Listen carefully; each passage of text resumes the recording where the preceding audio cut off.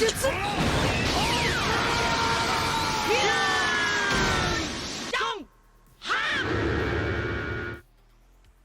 don't. Welcome everyone to a new episode of The Filler. I have some amazing content creators. I'm super excited about this episode. Today we're going to be talking about Black Lives Matter and streaming. If you don't know, my name is MARU. I'm the host of The Filler here. And alongside me on my co-host is the Prince of All Saiyans himself, Mr. NOGI. What up? Hi, everybody. Y'all know me by now. It's your boy. Appreciate y'all for stopping by. We have some very beautiful people here. Some of you I've met recently. Some of you I've known since I've been on Mixer, starting around, whatever. So we're just going to go on with the introductions. First, we're going to go with the lovely, the amazing, the powerful, the super dope, big gangster, Miss Fun Size. What's up, everybody? How y'all doing? It's Miss Fun Size, big gangster, as you will. Happy to be here. All right. And next we do have Tony, aka Physics, correct? I don't want to get that wrong. Yeah, no, you got it. You got it. I don't know how you get wrong physics though. I mean, I'm talented. blinded. I be messing up, man. I'm telling you. But go ahead, introduce yourself, brother. Yeah, my name is Tony, aka ILLPHYSICS, physics, whatever you want to call me. And I'm live at twitch.tv/ILLPHYSICS. Also on Twitter, twitter.com/ILLPHYSICS as well. Apologies. And my main game is D2, but I play a variety of different first-person shooters. But you'll generally find me on Destiny 2, and that's me. I'll try to keep it short. Fantastic. We appreciate you, sir. Thank you for being on the show. Yes, and then next we have the Conqueror himself, the man, the myth, the legend, Young Yes. Khan. How are you, man? Go ahead, introduce yourself. Thanks a lot. Doing pretty good. Had my first cup of coffee, so I'm doing well now. I'm Khan. I'm a full-time graphic designer, illustrator, educator, a motivator. I don't know. Got a lot of titles lately. I don't know. It's good, man. We still appreciate you. Thank you again for stopping by on the show. And last but not least, a lot of you don't know that you would not really know who I am if it wasn't for this individual. This is the first face that ever walked up to me from the Mixer platform. So I have a lot to thank him for. But last but not least, as I said, Mr. TYLU. Go ahead and introduce yourself, brother. How you guys doing? TYLU here. Mixer.com. Wow. Imagine that. Too soon, man. Too soon. It's still like embedded in the brain. Twitch.tv/TYLU. And I'm TYLU Games on all of TYLU Games actually on all of the social media platforms. Yeah, that's me. I play primarily Destiny 2.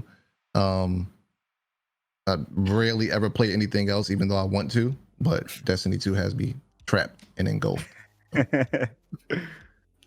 Well, I want to thank you all for appearing on the show. Really appreciate it. And like I said in those DMs and even now, the topic we're going to be talking about is obviously Black Lives Matter and streaming. When the whole Black Lives Matter movement started, one of the first tweets I put out was hoping that it wasn't just going to be like a hashtag and a quick little trend and then kind of went away.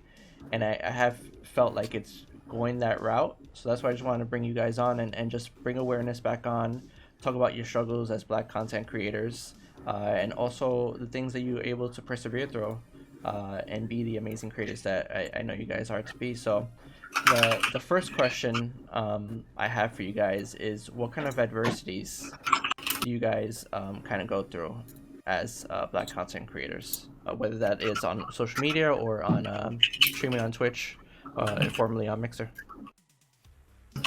Anybody can grab this. Well, I guess I'll go first then. No one's going to step up. Sorry, one second. Nagi, your mic is amazing, but it also catches anytime you... I'm so sorry. Yeah. So sorry. Go for it. All right. Khan, if you want to start. Oh, yeah, no worries. I guess you mentioned adversity. I guess it's social media. A lot of it is just it kind of breaks down to ignorant trolling. But that's I think that's the long and the short of it. People that don't understand what your stance is, they have this idea of what you're actually promoting, which is saying Black Lives Matter, and they have these counter arguments that are nonsensical at first. Taking the time to talk to everybody is super draining, but I do it anyway. having a thoughtful conversation every single time can be super taxing, but most of it is just ignorance. And I mean, I experience ignorance, whether it be racial, scientific, it doesn't really matter. Ignorance is ignorance, but taking the time out to speak to somebody about it is what I try to do. So I don't really try to fight fire with fire. I fight fire with facts. Facts seems to be the medicine of the day. Anybody want to jump on that, or any other insights? I'll jump in right after. Oh no, please go right ahead. Oh, okay. Yeah, so I'll jump right in. Good to see you, Khan. It's nice to meet you. Nice to meet everybody here. He said I fight with facts, right? And it's true. I agree with everything Khan has said there, and that's the way that I try to present myself as well. And a lot of it is just this calm rationality, right? It's kind of responding in a respectful manner, responding in a responsible manner, but more importantly, just trying to remove as much of the emotion from it as possible, keep to the facts, and remain rational in your arguments, rational in your responses.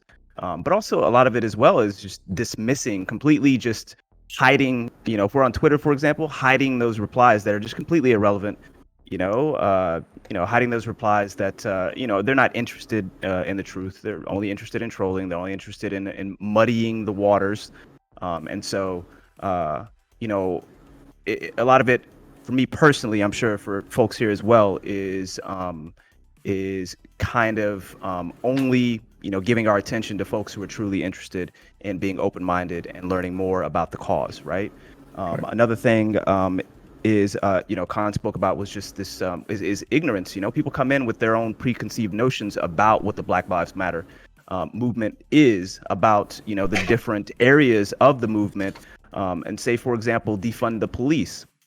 People come in automatically thinking with defund the police that it's about remove police, abolish the police completely, which is kind of like a fringe aspect of it out there on the side. Some people definitely are about that or whatnot, but defund the police, started and continues to mainly be about redistributing some of those funds that are going to police and pushing it towards especially marginalized communities, social services, mental health services, youth services, et cetera, in order to address issues that, don't need police, basically. We don't need force, we don't need guns on the side of someone who's having a mental illness breakdown. So things along that side to kind of minimize interactions with police that are, these days likely to end in some sort of violence, harassment, incarceration, when it just simply doesn't need to be. So, ignorance is a big thing. Preconceived notions are a big thing. Addressing folks that are truly open-minded and looking for, perspectives, Black perspectives, and those sorts of things. All things to kind of think about when I personally am addressing people and trying to educate them on what this movement is truly all about. Do you guys feel that? I know there's some people who feel the need, or not feel the need, but more so they feel like it's not their job to educate. Oh, so yeah. It's just like they just don't even want to have, like, if you as a Black content creator are going through these struggles and somebody's like, well, I don't understand, they all have the mentality like, well, it's not my job to educate you, so if that's your thoughts, that's it, and I'm not going to bother with it. There are some, but I'm fine if you don't want to educate people, but I'm not fine with not wanting to educate people and still wanting to engage, absorb resources from that. Like, you don't want to educate people on Black Lives Matter, but when you need resources from people who are for the movement, now you feel like you want to be a part of the movement. That's what I'm not okay with. Yeah. It's okay that you don't want to educate people on it. You don't want the energy that comes with it, or you just feel like in some cases people don't want to educate people on it because they just feel like some of these people are just not able to be educated, right? And that's fine and well, but just don't try to double dip into the pool and try to use those resources for your own benefit is when I have a problem with it. I respect that. Being because I mean, I'm not going to shy away from it. I'm pretty sure that a lot of people have seen how I am on Twitter, and I don't ignore that. I'm very proud of that, actually, and I'm not going to act like that's not my natural character. But I feel like I've portrayed myself as some sort of extremist in terms of reactions, even though a lot of my statements, a lot of my arguments, a lot of my conversations are still a part of the more calm and full of facts type of scenarios. I'm still very aggressive in my tone of conversation, and that's actually something that I've said to where it's not my job to educate people. And I understand your point of view, but that's also something that I naturally deal with, where I can understand both sides of the spectrum. I'll never interject into that and only feel like there's only one way to really go about it. I can't think linear in the scenario, right? But the reasons why I say it's not my job to educate is because in the era that we are in, and I'm not talking about the people who are incapable of being educated, because those individuals, you cannot have that type of conversation. But if you get approached by someone, for instance, I've had people come into my DMs during the situations, and they have openly expressed and said that they were ignorant and they do not know. They've lived in this bubble of their environment, of their society, of their work environment, and so on, and they had no idea. And I also said to them, it is not my job to educate you. And the reasons why I say that is because in the era that we live in today, the access to information is not only limitless, but it is equally, it's not only limitless, but it is equally instant satisfaction. You can get it at the drop of a dime. Instantly accessible. It costs nothing. It takes no time. So if you're approached with a scenario, and I'm pretty sure that there are many different perspectives to what it is that I'm saying, and I'm 100% open-minded towards it because I'm young, right? I don't know everything. I'm not going to act like I know everything. And I'm very sure that how I approach things, it's not the only way or the most efficient way. I'm very aware of that, right?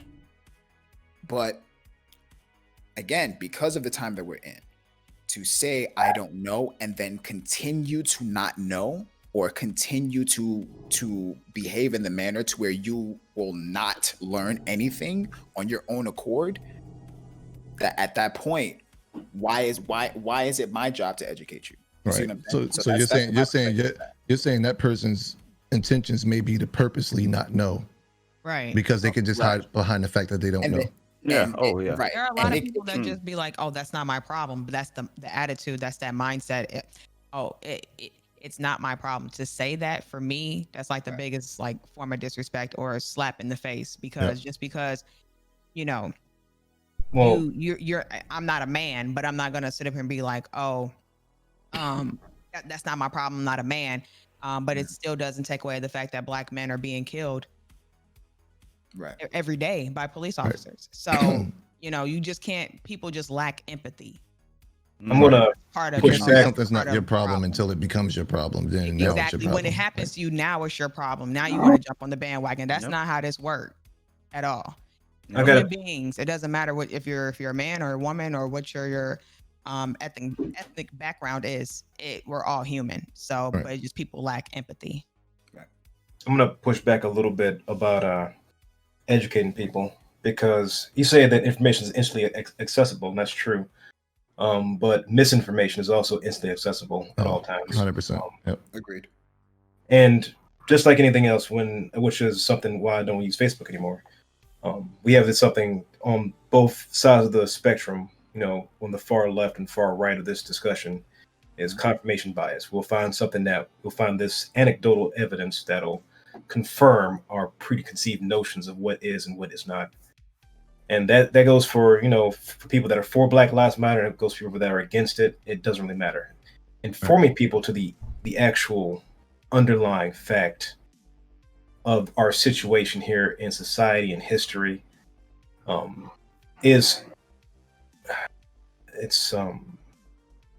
it's so paramount that saying that it's not my job to educate. It sets up this thing where people will get educated. They'll get educated on the opposite of what you're for, but it'll be misinformation. It'll be from white propaganda or white supremacist propaganda news site.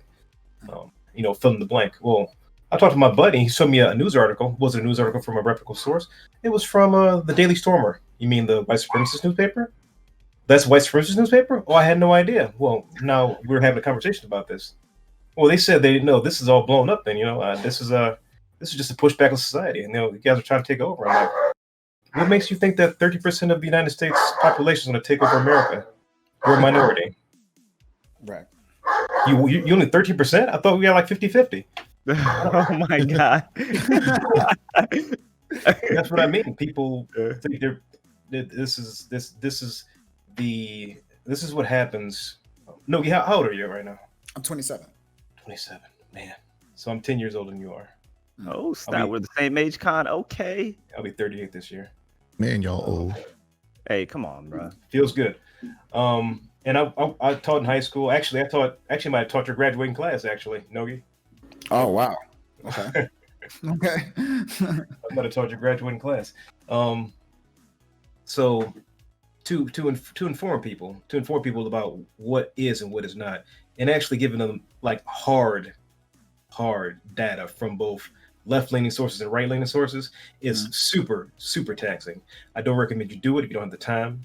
You don't have the facts accessible. You don't have access to the FBI data. You don't have access to the statistics and breaking it down. And then showing somebody the facts. If they turn away from them, like, I've said what I said. I've showed you the facts. In my voice. 100%. 100%. If this is the path you still want to take, I apologize. I'm sorry for what you believe in. Right. You know what? I mean, I'm only trying to help bridge the gap between me and you. I built the bridge halfway. Right. And I'm hanging off. And trying to touch your hand. The thing that's a very admirable explanation, because again, like I said before, you even gave that full respectful explanation. I'm very aware that how I do things or how I think or how I move is not the only way, the best way, the most efficient, and I will never project that. I do understand that my way and how I do things or how I approach things is 100% me. I will never try to sell it as it should be everybody else. We all have our individual communities. Everyone that's in your chat, they understand. Everyone that's in my chat, I express holistically that I am not to be followed. I'm never to be put on a pedestal. I'm never to be someone that should be guiding you to follow a certain agenda. Find your own path because of situations like that. Exactly what he just expressed. Exactly what just now happened is exactly why I say what I say, because he just gave me a full explanation as to why what I do can be harmful. It can be a negative. It can work. It can be counterproductive in what it is that my initial choice of action is actually trying to achieve. You see what I'm saying? So that's something that I will be thinking about. It's hard though. It's hard to keep up. Like, it's even though I work from home and I have these conversations, not twice a week, once or twice a week, not as much as a month ago. It's super draining on your time and your mental energy. Right. It's super draining. Yep. It's the equivalent of like, you're teaching somebody something. You're teaching a young kid something. Put the square block in the square hole, triangle in the triangle hole, and we're going over this thing. You come back. We've been doing this for 3 or 4 hours. You come back, and the kid's still shoving the square hole in the triangle hole. And we're just like, I mean, I thought we talked about this. We did this thing together for hours, but you know, that's the nature of like you can't, no, not everyone can do it. I don't recommend everyone do it because it will literally drive you insane and you begin to hate the other side. And then you start to actually pick sides and you forget that we're all on one side. And that's the, you know, the side of a peace. That's a unity. That's the side everyone should be on. Right. Physics, you want to jump in on that? Yeah. First of all, Nogi, I think you do a great job. You know, like you give us a different perspective, a different take, you know, on educating. You know, you're still out there educating. You say it's not, you know, your job. It's none of our jobs to educate folks, you know, but it is my belief that folks should do as much as they can. You know, it's not a job, but you are offering up education. You are offering up information. You are offering up a Black perspective. You are offering up a perspective that is necessary in this movement, you know, and a unique perspective at that. That's if I was going to use like one word, you know, for the perspective that you in particular, like your perspective is very unique. Whenever you know, like tweet something and it comes up in my feed, I'm like, oh, okay, let me check this out, because I know it's going to be different from everybody else. I know it's going to be different from mine, for sure. You know, so, you know, while it's not our job, you know, to educate, and I'll just nail this home again, people should do as much as you can. Take care of yourself, 100%. Take care of your mental, you know, take care of your physical, but do as much as you can. I do feel like there's a responsibility on all of us, doesn't matter who we are, to do as much as we can, you know, to leave this place a better place than it was before. And a part of that, again, is making sure that we share knowledge with our brethren, our sisters, you know. So Okay. Agreed. So there's one question that came up here from Kelpie, and it says, how can I use my privilege as a white male content creator to fight oppression? So if it's okay with you guys, I just want to answer from my perspective real quick. For those who don't know, I'm Puerto Rican. You know, I probably look like something else, but I'm Puerto Rican. But for me, what I do is I try to make sure that I'm calling out behavior when I see it.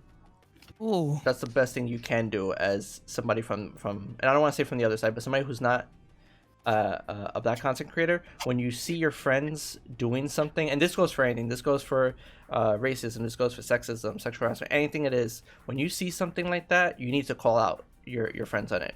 Because one, it's a thing where if you're not saying anything, then they just think it's okay and you're cool with it. And two is you're an accessory at that point. You're condoning a behavior that is not right. So if you're not calling it out, you're a part of the problem, and probably a worse part, because these people who are doing these things, in their mind, it's fine, it's okay, everything's fine, but you know it's wrong and you're still not doing anything. You're a worse part of the problem. Accountability. Accountability, sure. 100%. That's what I want to say. But if you guys want to jump in, so basically, let me just reiterate the question: how can I use my privilege as a white male content creator to fight oppression? Like you said, I'm a stickler on accountability. As a parent as well, it's like you just said, if you see, you know, a child misbehaving or doing something, you're going to correct them as a parent. Other parents, you know, grandparents, aunties, uncles, they all correct the kid, right? Hey, that's not what you're supposed to do. You know, do something else. This is a better option for you.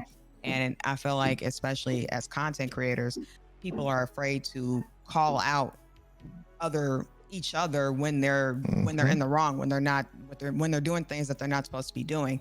Like, oh, I'm not going to call that person out. It's not my problem. It's not my responsibility. Those are like the typical answers that I see. No, you can't say that you respect Black Lives Matter, for example, and you're calling me your friend. You don't support me. You don't uplift my voice. There's a lot of things that's wrong. But when I say something about it, I'm the angry Black woman. Right. Why you gonna tell me how I feel? I'm Black and I'm a woman. You can't sit up here and tell me that racism and sexism doesn't exist within this industry. You can't tell me that. But you're my friend, right? No, and excuse my French. I'm a cusser. That's bullshit.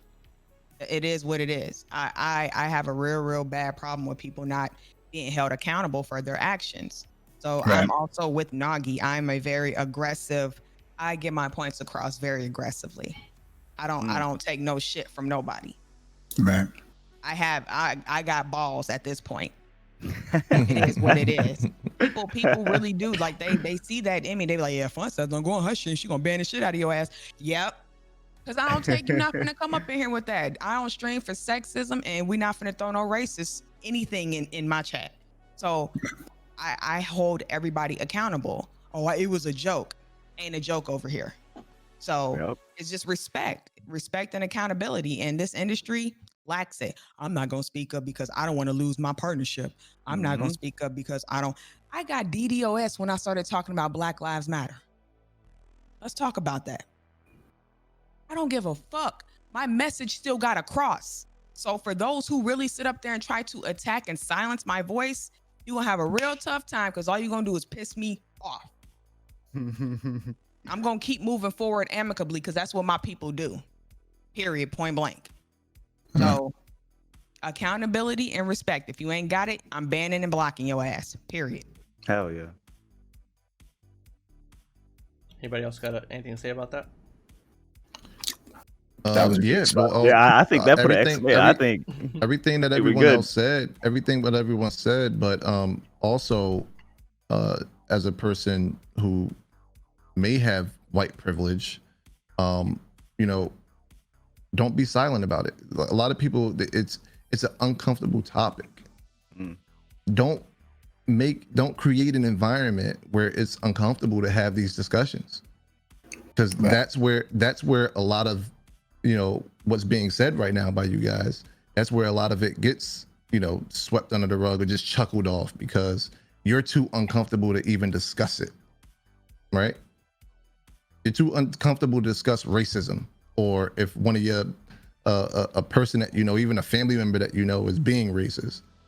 It shouldn't be uncomfortable for you to discuss this. It should be like, it should be very comfortable for you to tell somebody you're a racist dick and you need to change that. So I think that's the most important. I think like there's I don't know, because there's my mic. Damn. Yeah. I'm sorry. Get it out your throat, bro. I'm trying.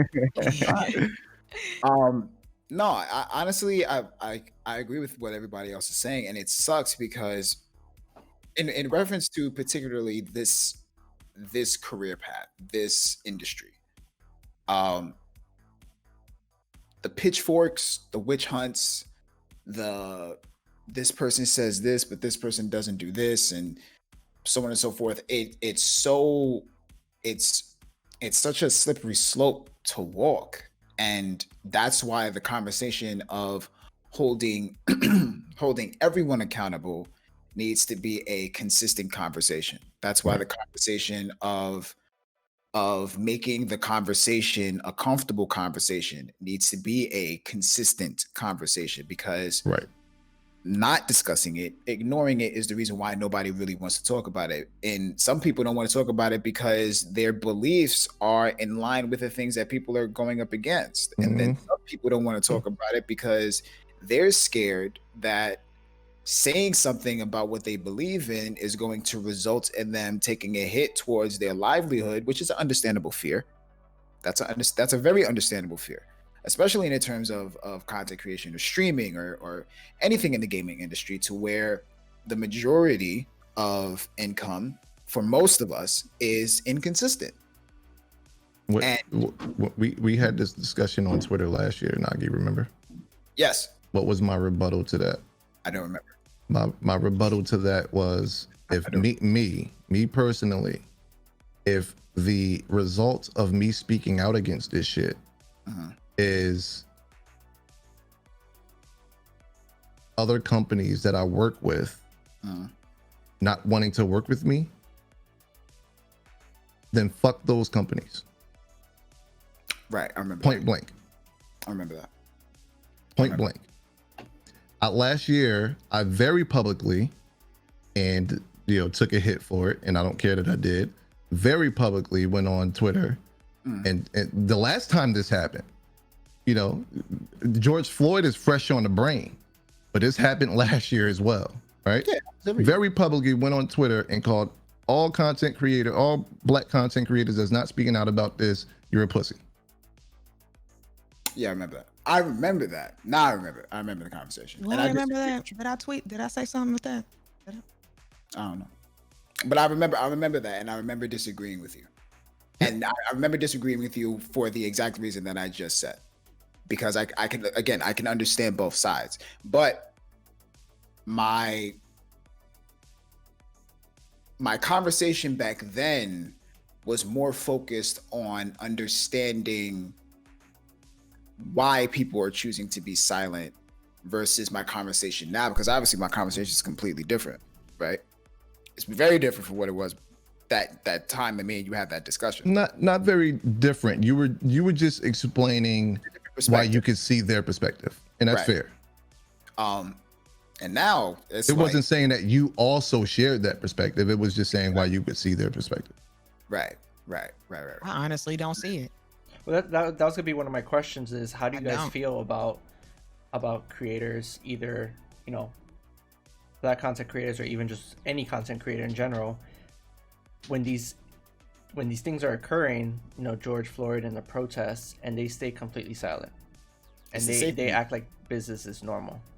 Some of them back then when this happened, some of them didn't just stay completely silent.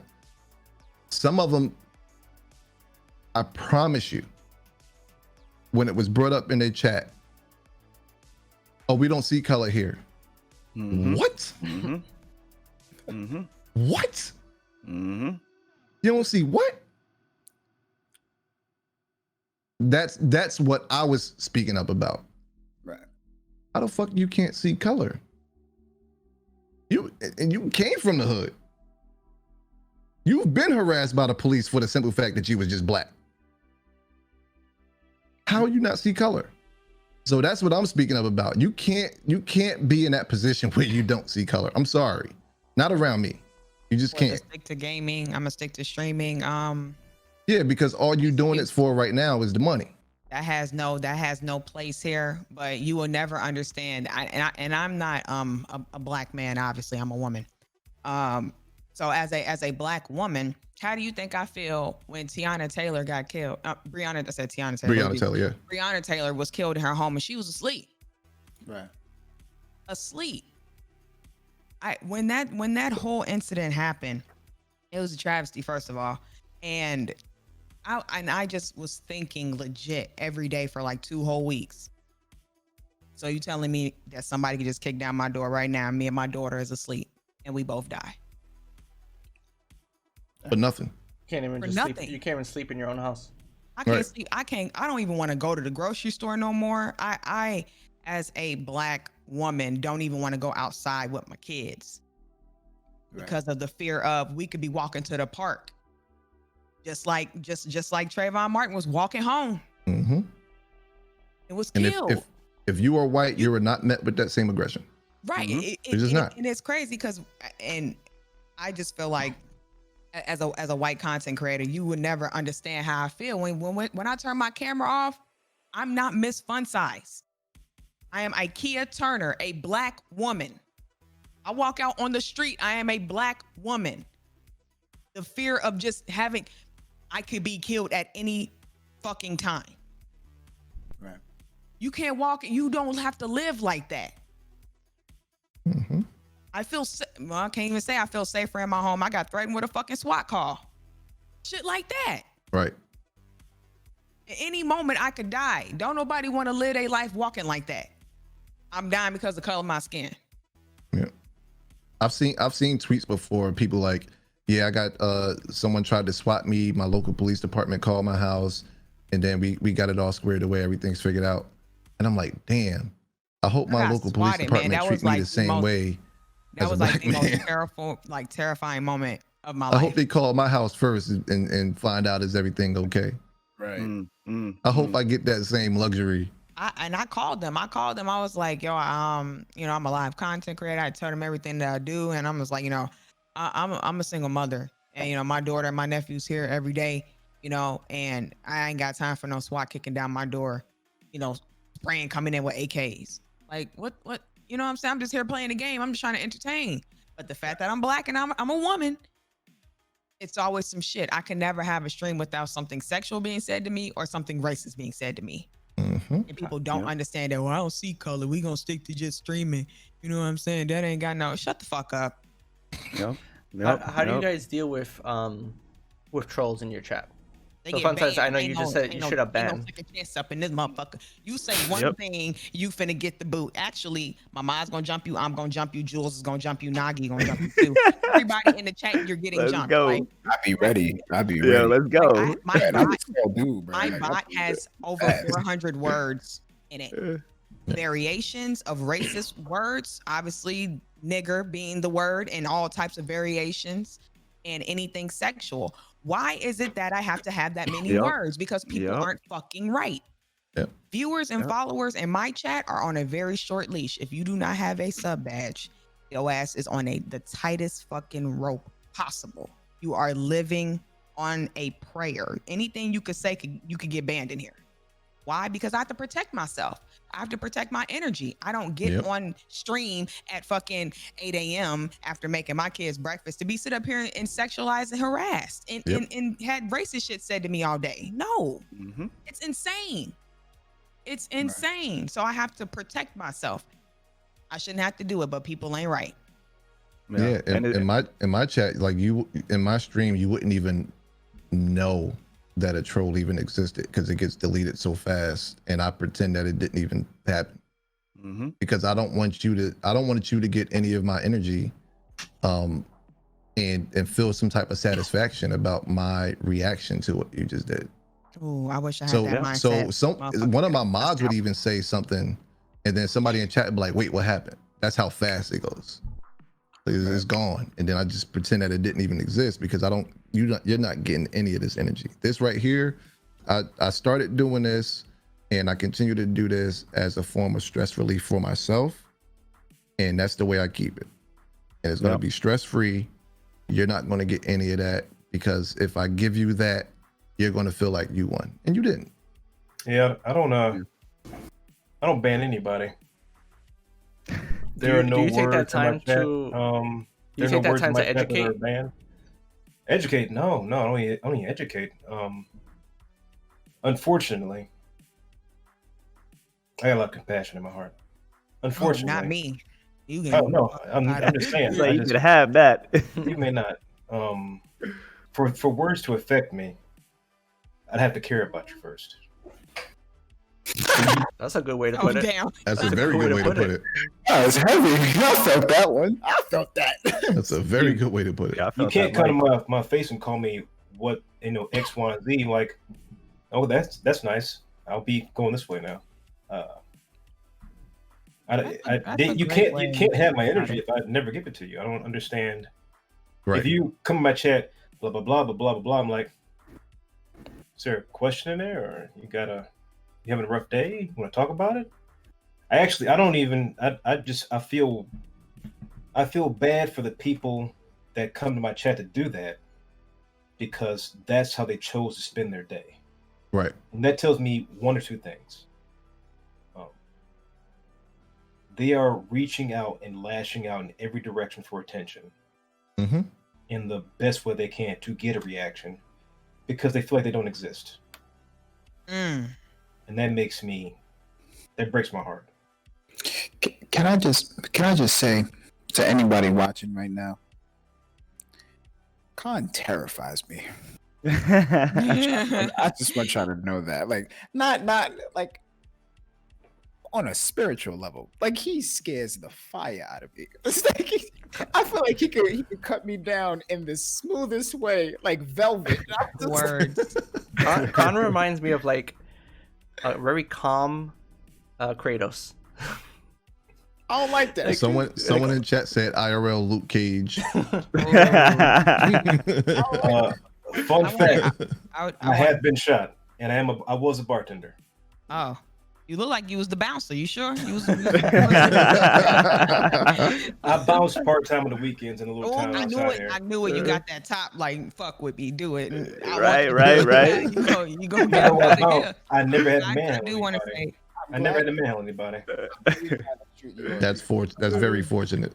I do Oh, want to no, say no, I respect the energy of what you just said. That's something that I've been trying to work on. I have been, and for those who really know me for a very long time, y'all know I used to be hot-headed, bro. I'd be like, what did the who? What? Like anytime somebody used to say something, that used to just automatically trigger me because as an up-and-coming streamer, you're not used to dealing with that and having to go through that every single day or every single time that you stream. Right. So learning that I don't have to react every time. Yeah, that's something you can control is how you react. I'm still Right. learning, you know, as a Black woman. So it's a bunch of things that I'm dealing with, and I'm really understanding that not everything deserves a reaction, but I feel like I need to educate your stupid ass. So I'm gonna say it in the tone that I'm gonna say it in, and if you care, cool. If you don't want to change how you feel, ban. That's it. It's you know. Yep. The reason we never have to ban anybody is because people, when they don't get what they want, They just leave. they leave. Right. They leave. See, my trolls ain't 100%. like that. They be like, Yeah, they stick they're around. determined. God, they be because I don't react, and then they be just Oh keep no! going. And like I be like, If Chad takes the bait, they'll stick around. It's bait. Mhm. They're oh, my chumming the dad be water. jumping people Right. like, bitch, what? That's So- why. That's why you have to ban. So let me ask you this, because that leads me to that leads me to a question that I'm going to use myself as a reference, right? And I'm sure that I'm not the only one. I'm sure that a lot of us can really relate, right? I grew up in the Bronx. I was born in Brooklyn. Your way of thinking is your way of thinking would be very difficult for someone like myself because of the environment that I grew up in, right? So my natural response to things is like like I don't think I immediately gunshot. Like I'm fired off. Everything is inflamed.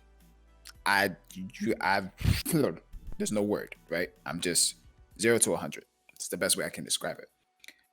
Was it something that humbled you? Were you always this way? Was it something that you taught yourself, or was it someone else taught you that made that capable for you in this day and age because of exactly what she just expressed? We're all learning, right? And I'm pretty sure that not only myself or the people who are on the filler right now, all of us are obviously in a position to where we're consistently learning about ourselves and consistently learning about how to handle these types of situations. But for the people in chat as well, who are equally trying to figure out a way to deal with it, because I'm reading chat right now and everyone fucks with exactly what you just said, right? I'm pretty sure that we're all trying to find a way to handle that with similar energies in protecting ourselves and maintaining that level of integrity within ourselves, not just for people around us, but just it's something like that is important to us because it helps us sleep at night, literally. You know what I mean? So that's my question for you. Well, yeah. Well, I grew up in a similar situation. Okay. I was born and raised in Detroit, Michigan, and went to school in East Cleveland. Got shot when I was 9 months old. Straight bullet through the car into my thigh. You know, all my dads and brothers. One of my brothers was locked up for let's say 8 years for possession. You know, I grew up in some rundown city. Like, if you ever heard of East Cleveland, it's a suburb of Cleveland, but worse than Cleveland. And Detroit is, you know, it's Mad Max. So, Right. I grew up, you know, gunfire every night. So I'm desensitized to it. Okay. So during the 4th of July, I'm just like, gunshots are going off. I don't even duck anymore. That's how much gunfire was going off.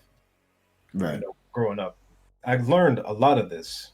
One from reading. Right.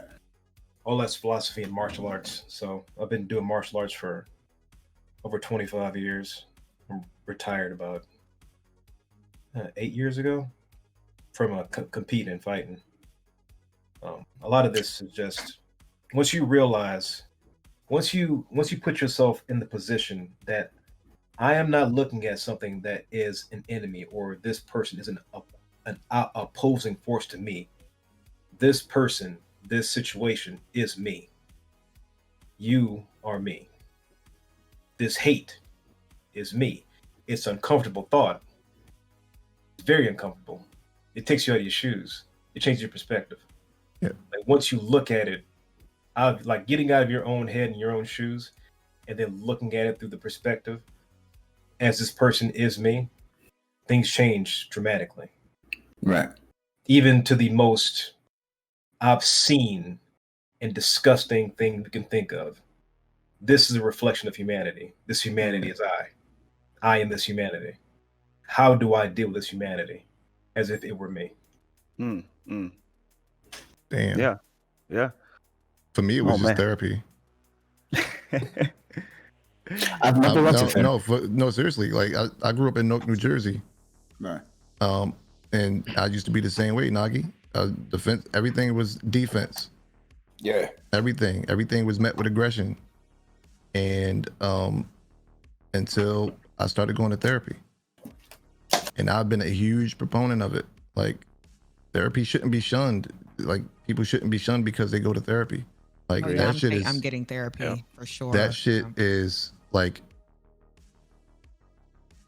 It's a stigma. It's a stigma attached to it. It's a huge stigma attached to it, but it's so relieving. Like even leaving there, you're just feeling so weight much has been better. lifted, most definitely.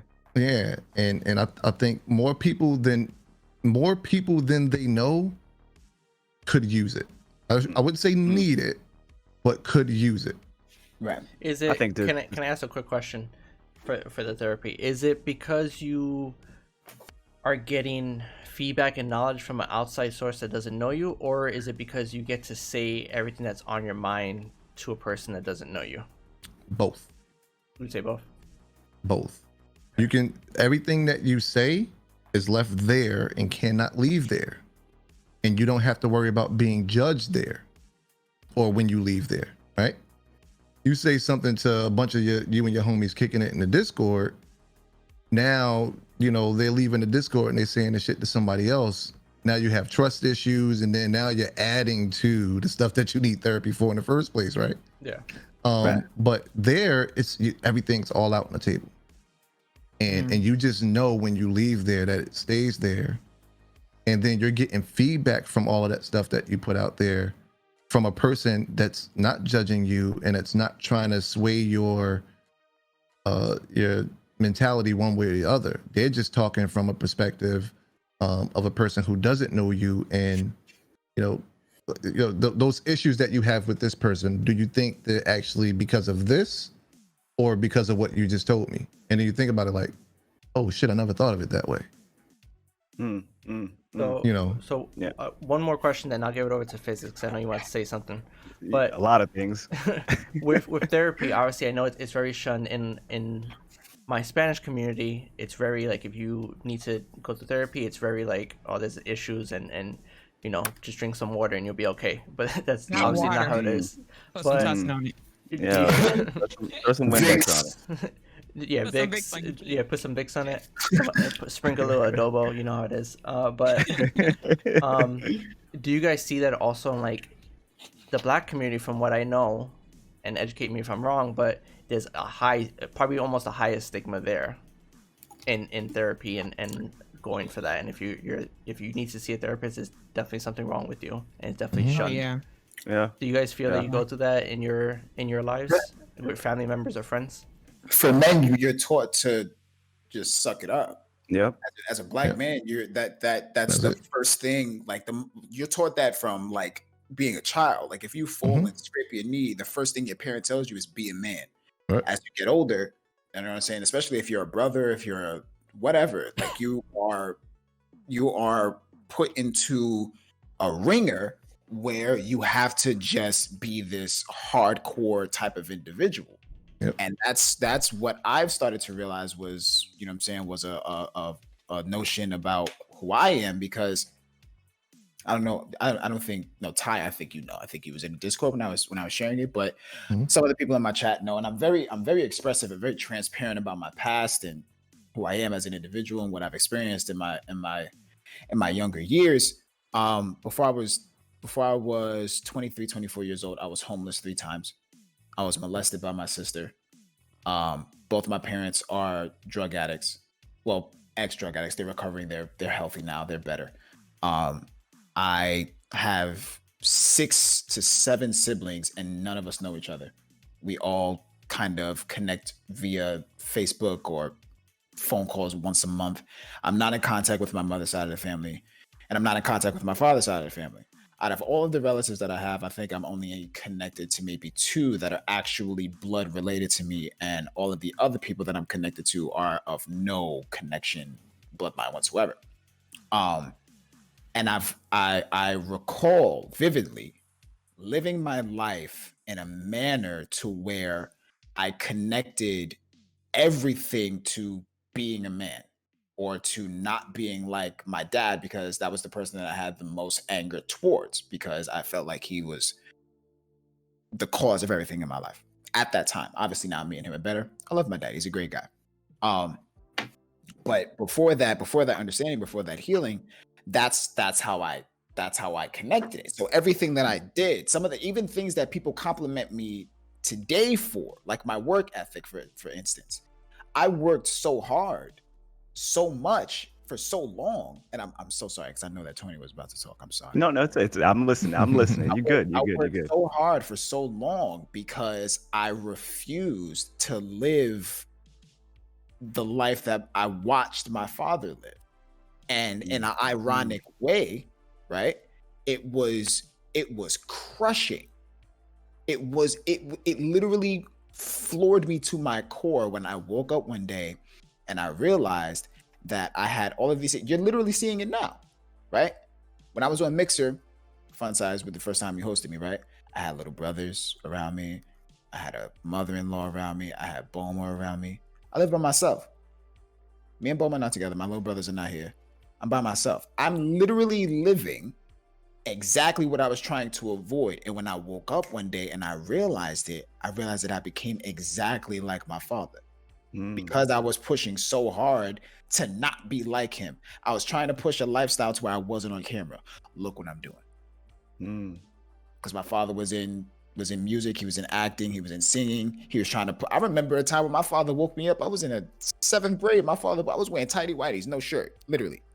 He woke me up middle of the morning and he was drunk as hell and yelled at me and told me to sing. And I'm like, what the fuck you mean sing? What do you want me to do? 3 o'clock. And it was a traumatizing experience. But thinking about it now, it's funny. But he looked at me. I was in 7th grade. He looked at me, made me cry. And then he sits there, swigs his alcohol, and he says, "Are you on drugs?" And I'm looking at him, I'm like, motherfucker, you're on drugs. Like, I'm a kid, right? But it's like, it was such a traumatic experience because that was the stigma. Literally dealing with everything in my life, I was consistently told, no matter what it was, be a man. You was molested by your sister, be a man about it. How? What do I do with that information? I'm a teenager.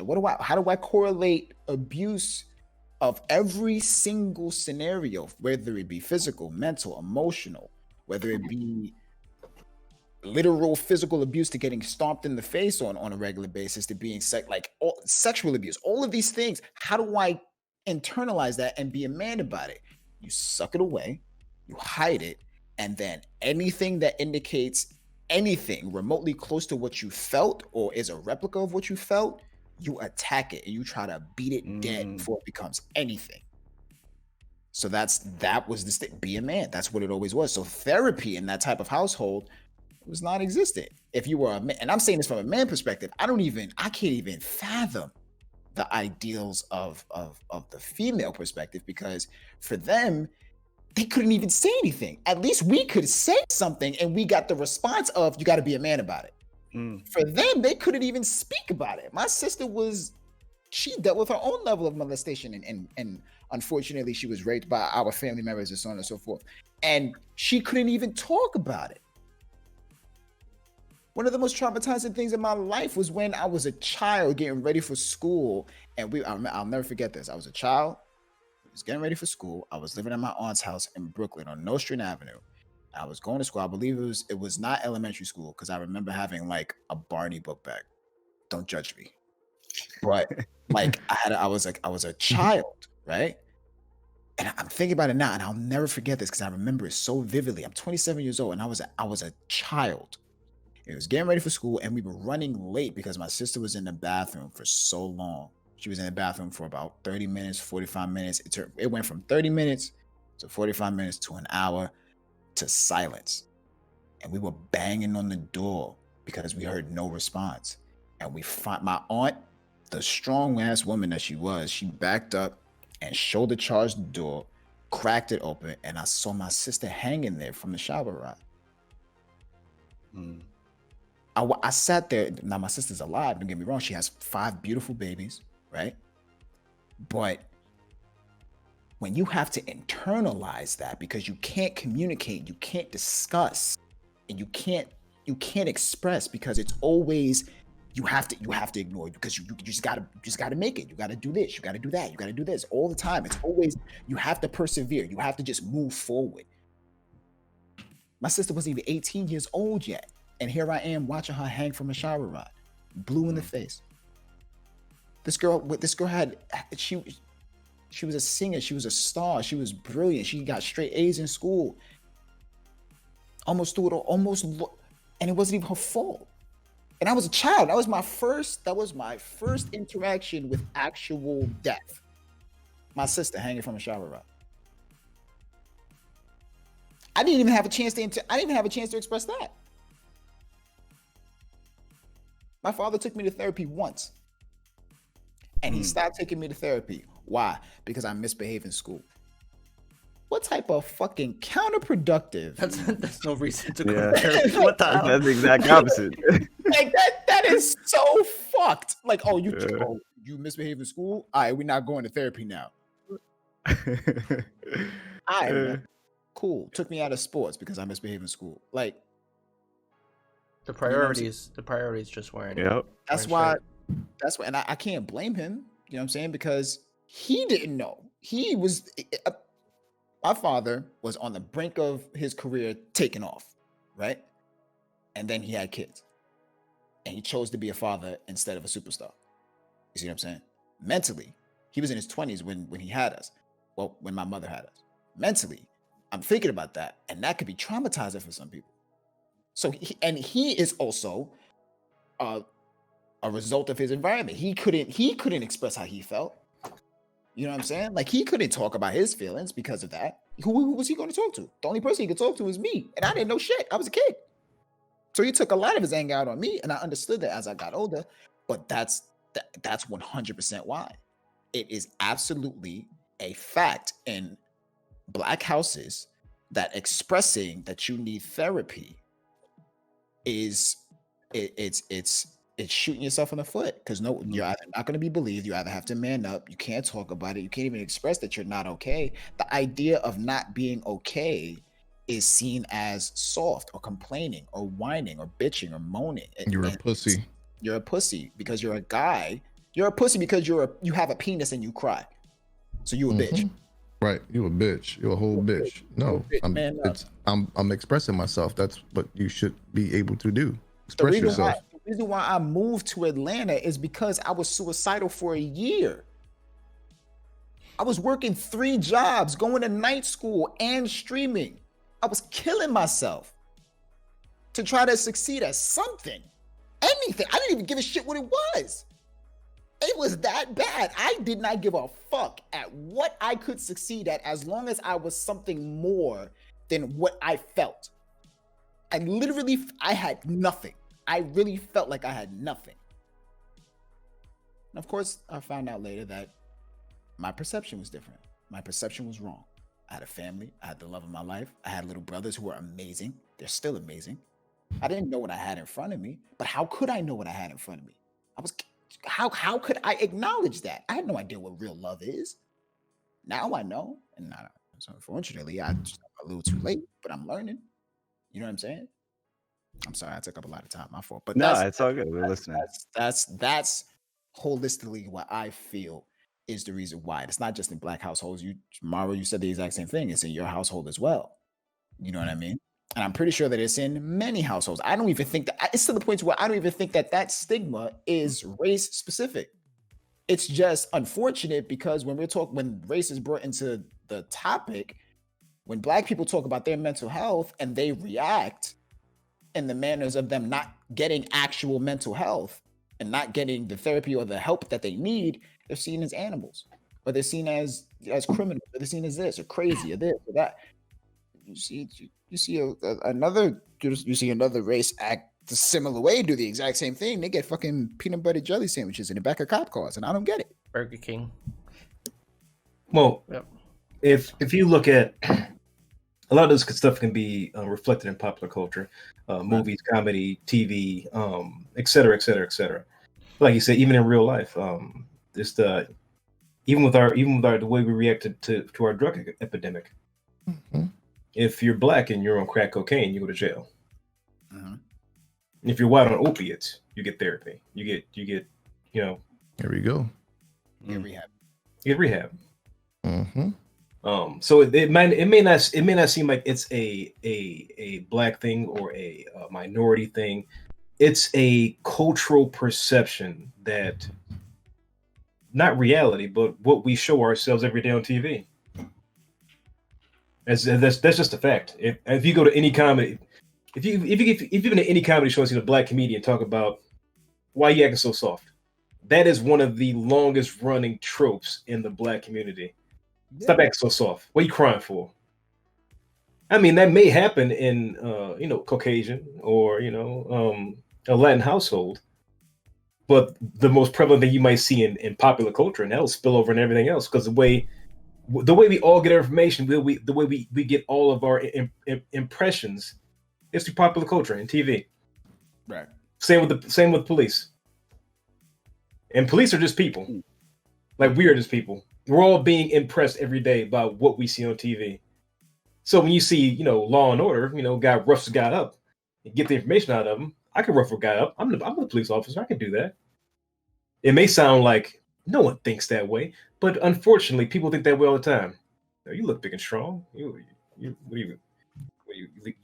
deadlift about 800 pounds. You're a huge guy. I'm 5'11". What are you talking about? What is going on? Why all of a sudden this is talking about my physique and not what I'm speaking about? Oh man, you speak so well. Well, this is the killing part. This is something that I encountered on a daily basis working out in the suburbs of inner Ohio. Oh yeah, but you're not really Black. But what metric are you measuring my Blackness? Is it because I can speak in? Because I'm not speaking in slang. Is that how you're measuring how Black I am? Because is that it? Now, popular culture tells you, I listen to X, Y, and Z music. I got 3 babies' mothers, because that's what popular culture has impressed on the population. I died. He said 3 baby mamas. I'm just letting you know that's so how true. people interpret it. I'm like, this is with a coworker. This is somebody that knew me for years. Oh, you're not really Black though. You talk white. You talk white. What is that? What does that even mean? And I I'm from Chicago, but I've lived in different areas of Illinois. And one of the places I lived was Bloomington, Illinois. I don't know you guys, Illinois State University, Redbirds. And out there is just nothing but fucking corn. I was legit in most of my classes. It was like maybe one or another Black kid. So I was around predominantly white kids for a few years of my life. And then I came back home and, I'm around my family and my friends, and they like, you talking different. I'm talking like what? I'm not talking like anything. You sound white. But, wow. So it is very, very true. All that is very true. Yeah, and so physics. I know you've been holding up for a while. I know you want to talk. You step back. Yeah. Sorry. No, it's okay. It's okay. I try to listen as much as anything. So I got a few things here.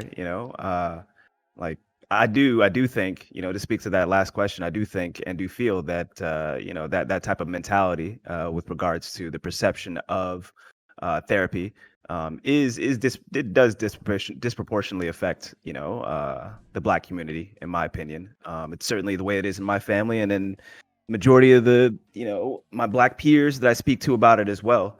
And so I do agree with that. To speak with regards to TYLU, I thought that was beautiful. Like therapy, it may not be required, for everybody, but Lord have mercy, I feel like every single person could use it. Every single person could truly, truly, truly use it. And something to kind of add to that as well is I'd like to also just espouse the benefits of meditation, the benefits of mindfulness, of introspection. Try to practice those things weekly, maybe not daily, but try to practice those things weekly so that you can kind of learn to how to better understand yourself and how you tick, what triggers you have, what experiences, that what experiences, you're utilizing as a lens to view daily life through. And just that has helped me personally a lot in my years with regards to, controlling how I interact and being mindful in the moment of how I interact with folks that I'm engaging with and that are engaging with me. With regards to folks that have a platform because I'm gonna take this back because, we got notes here. I've just been listening and taking notes. With regards to folks that have a platform that decide that their sole job is just to entertain us. I've spoken about this quite a bit, both on Twitter and on my stream as well. It's just like if folks are giving you a platform, you have a responsibility to that community to ensure that you're speaking about topics that are ubiquitous across that community, that are concerns, that are issues, So it's just like you cannot divorce, those two things. If they're putting money money in your pocket, food on the table, you're not just a content creator at that point. You got tens of thousands of followers. You have a platform that people are giving you, and you don't speak up about the injustice that is happening in that community that puts that food on your table. That's irresponsible. That's irresponsible. And I'm gonna go ahead and that's fucked up. That's fucked up. 100%. That is so fucked up. So when I see it turns my stomach whenever I see content creators that have tens of thousands, sometimes hundreds of thousands of followers, and they don't have anything substantial. Black Lives Matter. That's all they do is they just change their little tag on Twitter, little copy and paste tweet, or whatever else, But they do not act in a manner, that truly is substantial and consistent across the board. In order to involve themselves in the issues that are so relevant and pervasive throughout their community. But they see nothing wrong with that. They will continue. And exactly, and 100%. And then I got a lot. So I've been sitting for like a minute. No, go ahead. Give me a second. You know what I'm saying? You got it. And then you got people over here just backing them up, gassing them up. They're content creators. That's their job. That's all they're supposed to do. No, that is not your job. That is your job, but tens of thousands, hundreds of thousands of followers. It's just like I got 1,000 people on Twitter. I will 100%. You come to me with something, I will 100% be making sure I retweet that and try to think about that, internalize that, and speak in a way that addresses, what's going on with you. And particularly if it's something that, again, is pervasive throughout our community. That's even more of a reason to speak up and to say something about it. It is your responsibility.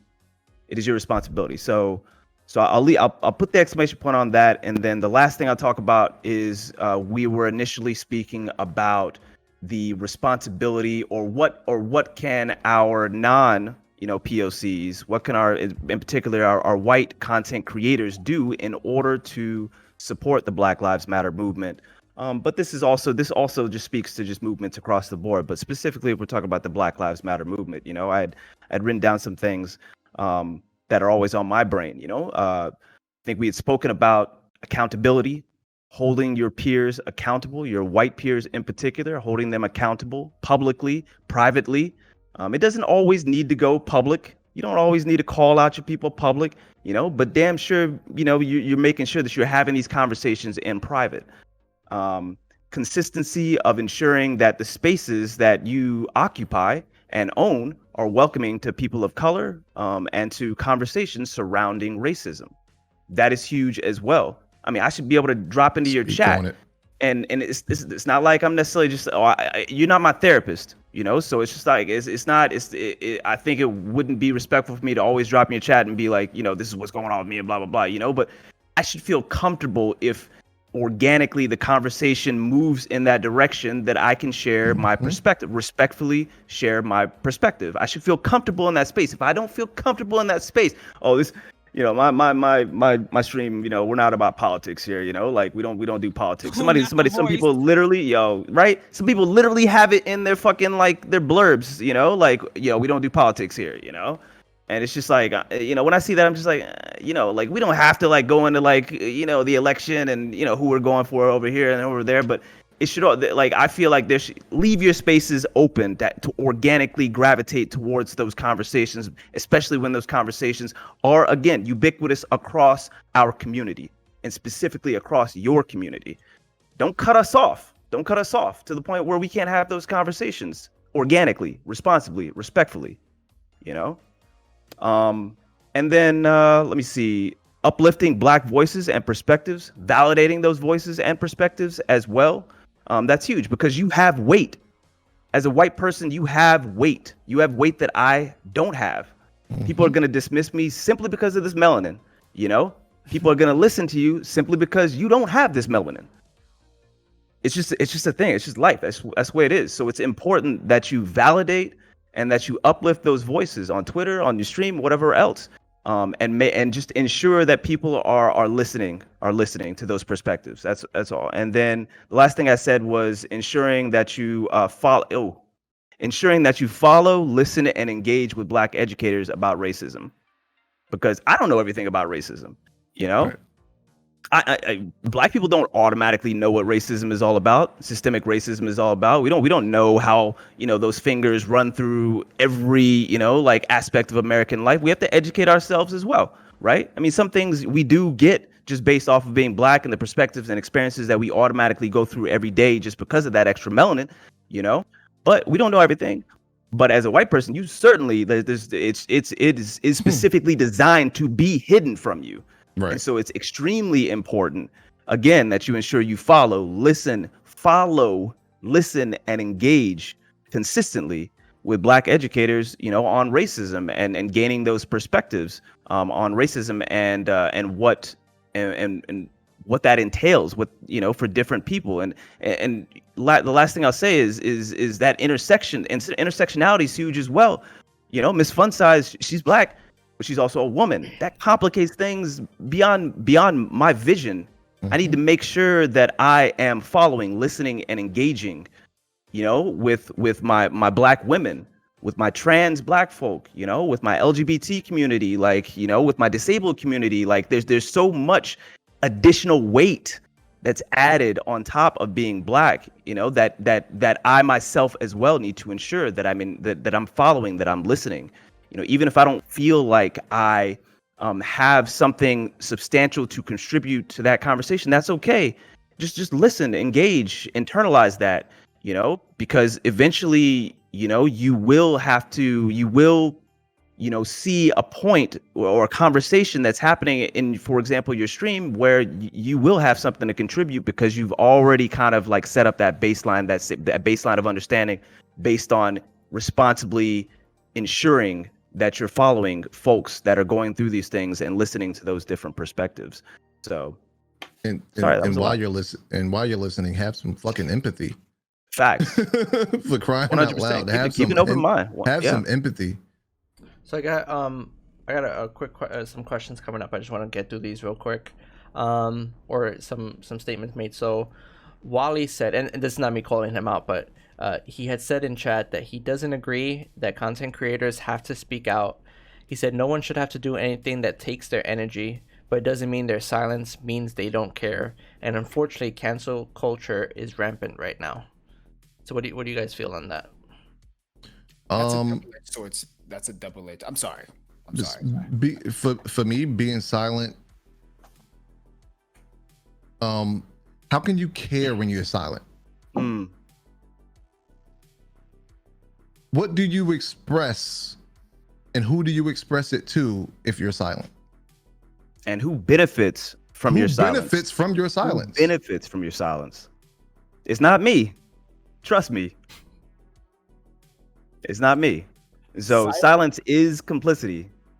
It just if I saw you rob a store and I don't want to say anything, there's only benefit in me and the person that robbed the store, right? The store owner, the clerk that the dude smashed the face in and stuff like that, they don't benefit from me being silent.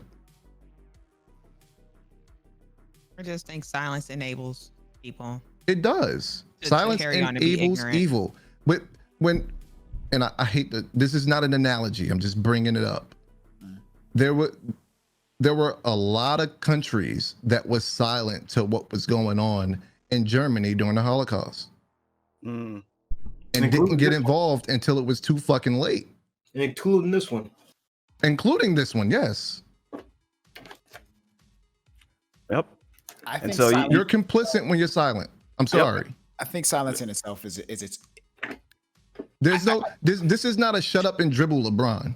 Right. Like I feel like it's because he's a black man with a platform, and you're telling him to just like shut up and play Apex. Silence in itself, to say that you don't want to say anything for a particular reason, whatever reason it is, you're still saying something by not saying anything. Yep. In itself, it's still a statement. It's still a statement.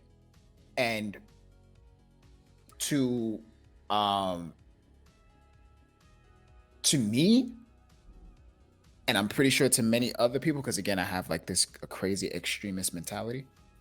To me, I read that and I'm trying to dial it back to a more realistic sense. But the extremist in me sees that and says, you are the type to watch somebody put their knee on my neck. Yep. Tell them. Yeah, record it. Tell them. Yep. Because that's not me. I can't. If I see, and it's not even. It's. I can understand both sides. I can understand both sides, right? I understand both sides. I understand. I get it. I fully get it. And when I say I get it, I really want you guys to understand that I really get it. 1,000%. I understand this. The families, what can happen, how it can be drawn back. Cancel culture is definitely a part of it, because there are people who have tried to say something that was in support, and then how they worded it resulted in them getting backlash, which is obviously not what they wanted. So I get it. But not saying anything, we're not talking about an ugly t-shirt. Facts. We're not talking about somebody walking down the street and they just came out the bathroom and they got tissue on their shoes. We're not talking about something so simple, mundane. We're talking about lives. We're talking about lives. We're talking about blatant, obvious injustice, social injustice, racial injustice, cultural like all of it. We're talking about the dehumanization of lives that has been going on forever. And it's not even like, it's like some of us, like, there's different perspectives, right? Some of us are saying that we deserve more, right? But I'm looking at the group of people who they don't even want more. They just want equal. Mm-hmm. We're not trying to take what you got. We just want to get for ourselves for once and not have to work. Bro, I walk to work every day, right? I spend 30 minutes walking to work. I like walking to work. I get to think and just It's cool weather. Nobody bothering me. But I can't. I constantly am looking over my shoulder. Constantly. If a car drives a little bit too slow near me, I freak out. I get tense. I lower my music. Like, I take precautions walking down the street. Fun size just said it. Like, we take precautions when we're driving in cars, and we're saying a scenario that just rubs us the wrong way because we are subjected to that. Like, I understand not understanding, but simply not saying, hey, that's fucked up. Yeah. Like, what are you really sacrificing? What are you really putting in jeopardy that's on your table? What plate? What dish? Right? Because you're trying to feed your family, right? You're trying to feed your people, right? You right? You're all sitting at this particular table, right? What dish is it? Is it the collard greens? Is it the peas? The rice? Now you make me hungry. The key lime? Like, what dish is it? Like, what dish are you so willing to defend that it's worth or equal to a child that looks like me, or a grown man that looks like me? Like, what is so important that you're trying to defend that saying killing them and subjecting them to a lesser value of human life is, I don't want to say it. How does that sound to people like me? Yeah, and to me, so it's just a couple things, like you said, like when people see an obvious injustice and an injustice that is just on such a broad level, and they are silent about it. Physics, your audio went out.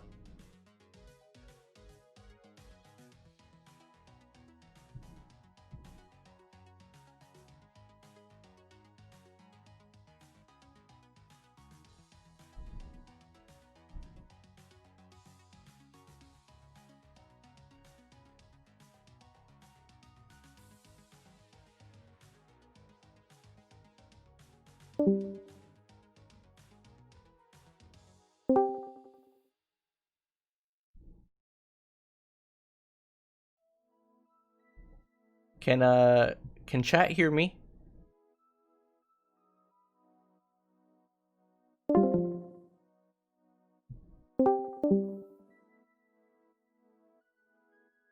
Values that should happen, but they don't want to say that. Physics, sorry. Again, that Okay, go ahead. sorry, my fault. Audio completely dropped out on Discord, so if you want to start over. I can hear you. I was hearing you now when I came back in.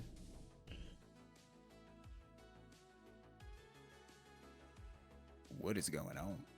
I'm not sure. There you go. Okay. Yeah. Okay. Now, there we go. Oh my God. Sorry about that, guys. Discord took a crap on itself, but okay. True. We're back in. Now, Okay. all right. So, physics. I hope you remember all that shit you just said. Oh yeah. Oh shit. Was that good? Just going in and out. As soon as you started talking, bro. As soon as you started talking. Oh, is that right? Okay, gotcha. My I fault. was wondering what was Too going fast, on. I was man. wondering what was going on. Yeah, so I'll condense that down a little bit. But basically, all I was saying was that if you can't come out and say that something, like if you can't come out and say something that is so pervasive across our country as far as kind of a fuck up, if you can't come out and say it's fucked up that we have not arrested the officers that murdered Breonna Taylor, if you can't come out and say that, if you are holding that back, then that means you know that there's a certain part of your base that doesn't agree with that. Right. That's what it says to me. And so it's just like you're holding back because you're more interested in speaking to those folks, in defending those folks, than these folks over here. So it's obvious to me, that that that's part of your base, and you're okay with those people being there. You're okay with Right. those people. I'm not okay with those people being in my community. It's fucked up that you are okay with those people being in your community, So that was kind of the first thing. And then we were just talking about silence, It's just like, look, I understand silence from the perspective of, look, I don't have I don't have the substance of perspective. I don't have the anything substantial to say about this, that I feel like, like I feel like it would be irresponsible for me to speak on this because I just don't know enough. That's fine. That's fine. Silence in that arena is fine. But what you should be doing, again, is following, listening, and engaging with Black people that are educating about these perspectives and about these topics, number one. And number two, you should be like if we're talking about Twitter, for example, retweeting. I don't know shit about this, but like I've been listening, I've been learning a little bit, and this is somebody that I follow. You guys need to listen to this person right here. You guys need to listen to this woman right here. She frequently talks on these subjects. And this is something, this right here, this post right here was something that really, really strongly spoke to me and really opened my eyes, with regards to this.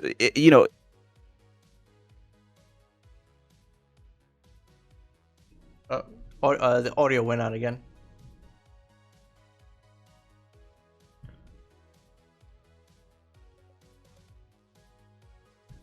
Discord just straight up doesn't want the message spread.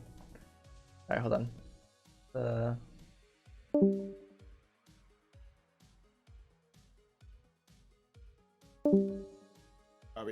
right. Check. There you go. Everybody's good? There we go. Everybody. All right, good. Fun size, you good? That's why we can't have nice shit. That's what, yeah, right? This is breaking the matrix over here. Conspiracy theory. This is the first time we've been having this issue. Okay. Oh boy. No. Oh boy. No right now. Discord just taking a crap. They're trying to stop us. Can't stop They're the like, this is too black for me. This is too black. Too black. This is too black for a Thursday afternoon, please. So hopefully everybody caught that. Basically, all I was saying was that it's okay to not speak on things that you don't know about, but it's especially as a white content creator, as someone that has a followage on Twitter. It doesn't matter whether you're white, black, or otherwise. If you have a followage on Twitter, if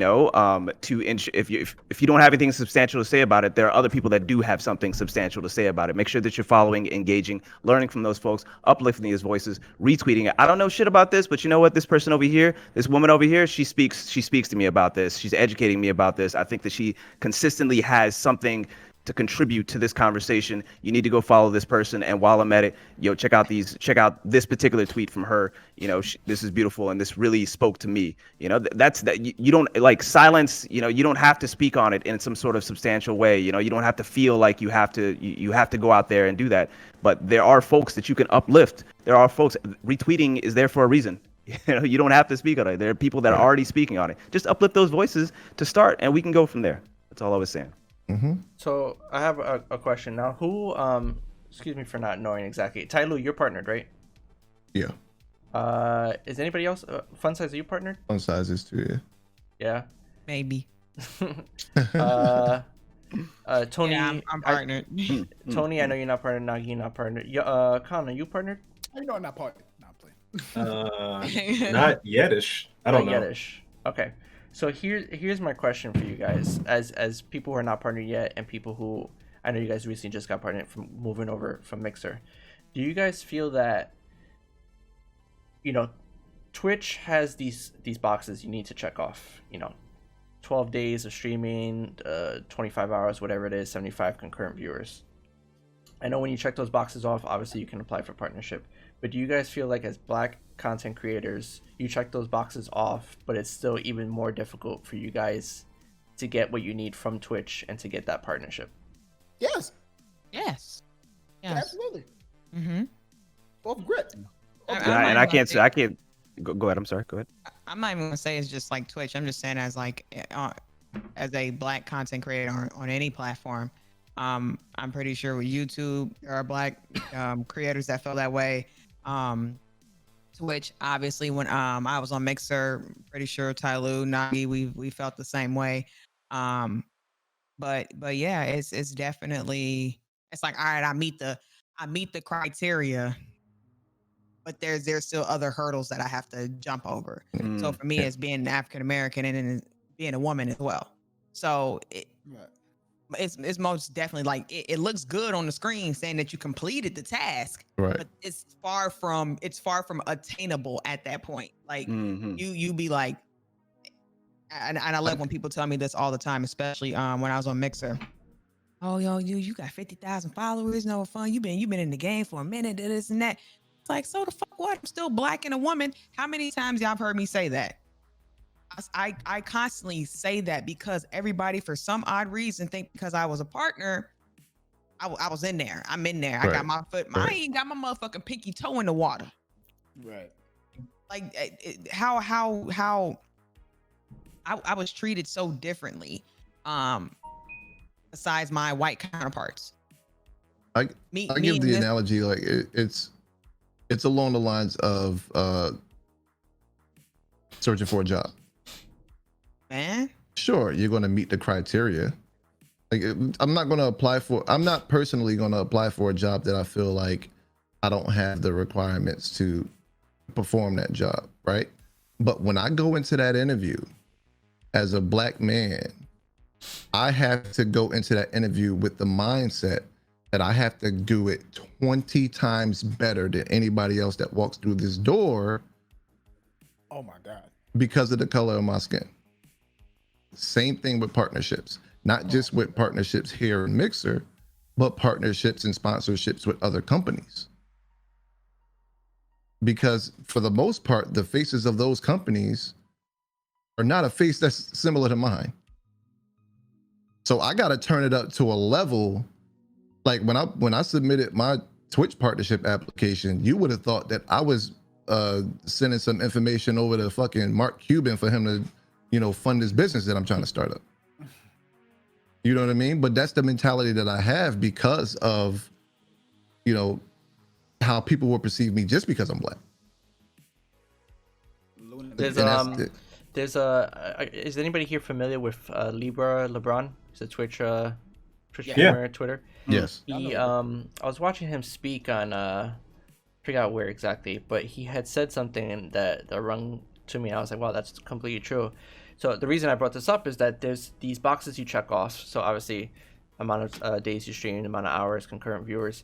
But there's one box at the very bottom that you don't know about, and it's the I'm black box, and you gotta check that off. And then once you check that off, it kind of negates everything else previously before that. And I could be putting it wrong the way he said it, but it's something along those lines. Some of us don't have the luxury of checking a box. It's already there. Yeah, that's what I'm saying. My like, name, it's checked when I off send you my information, my name, it's Tyreek. Yeah.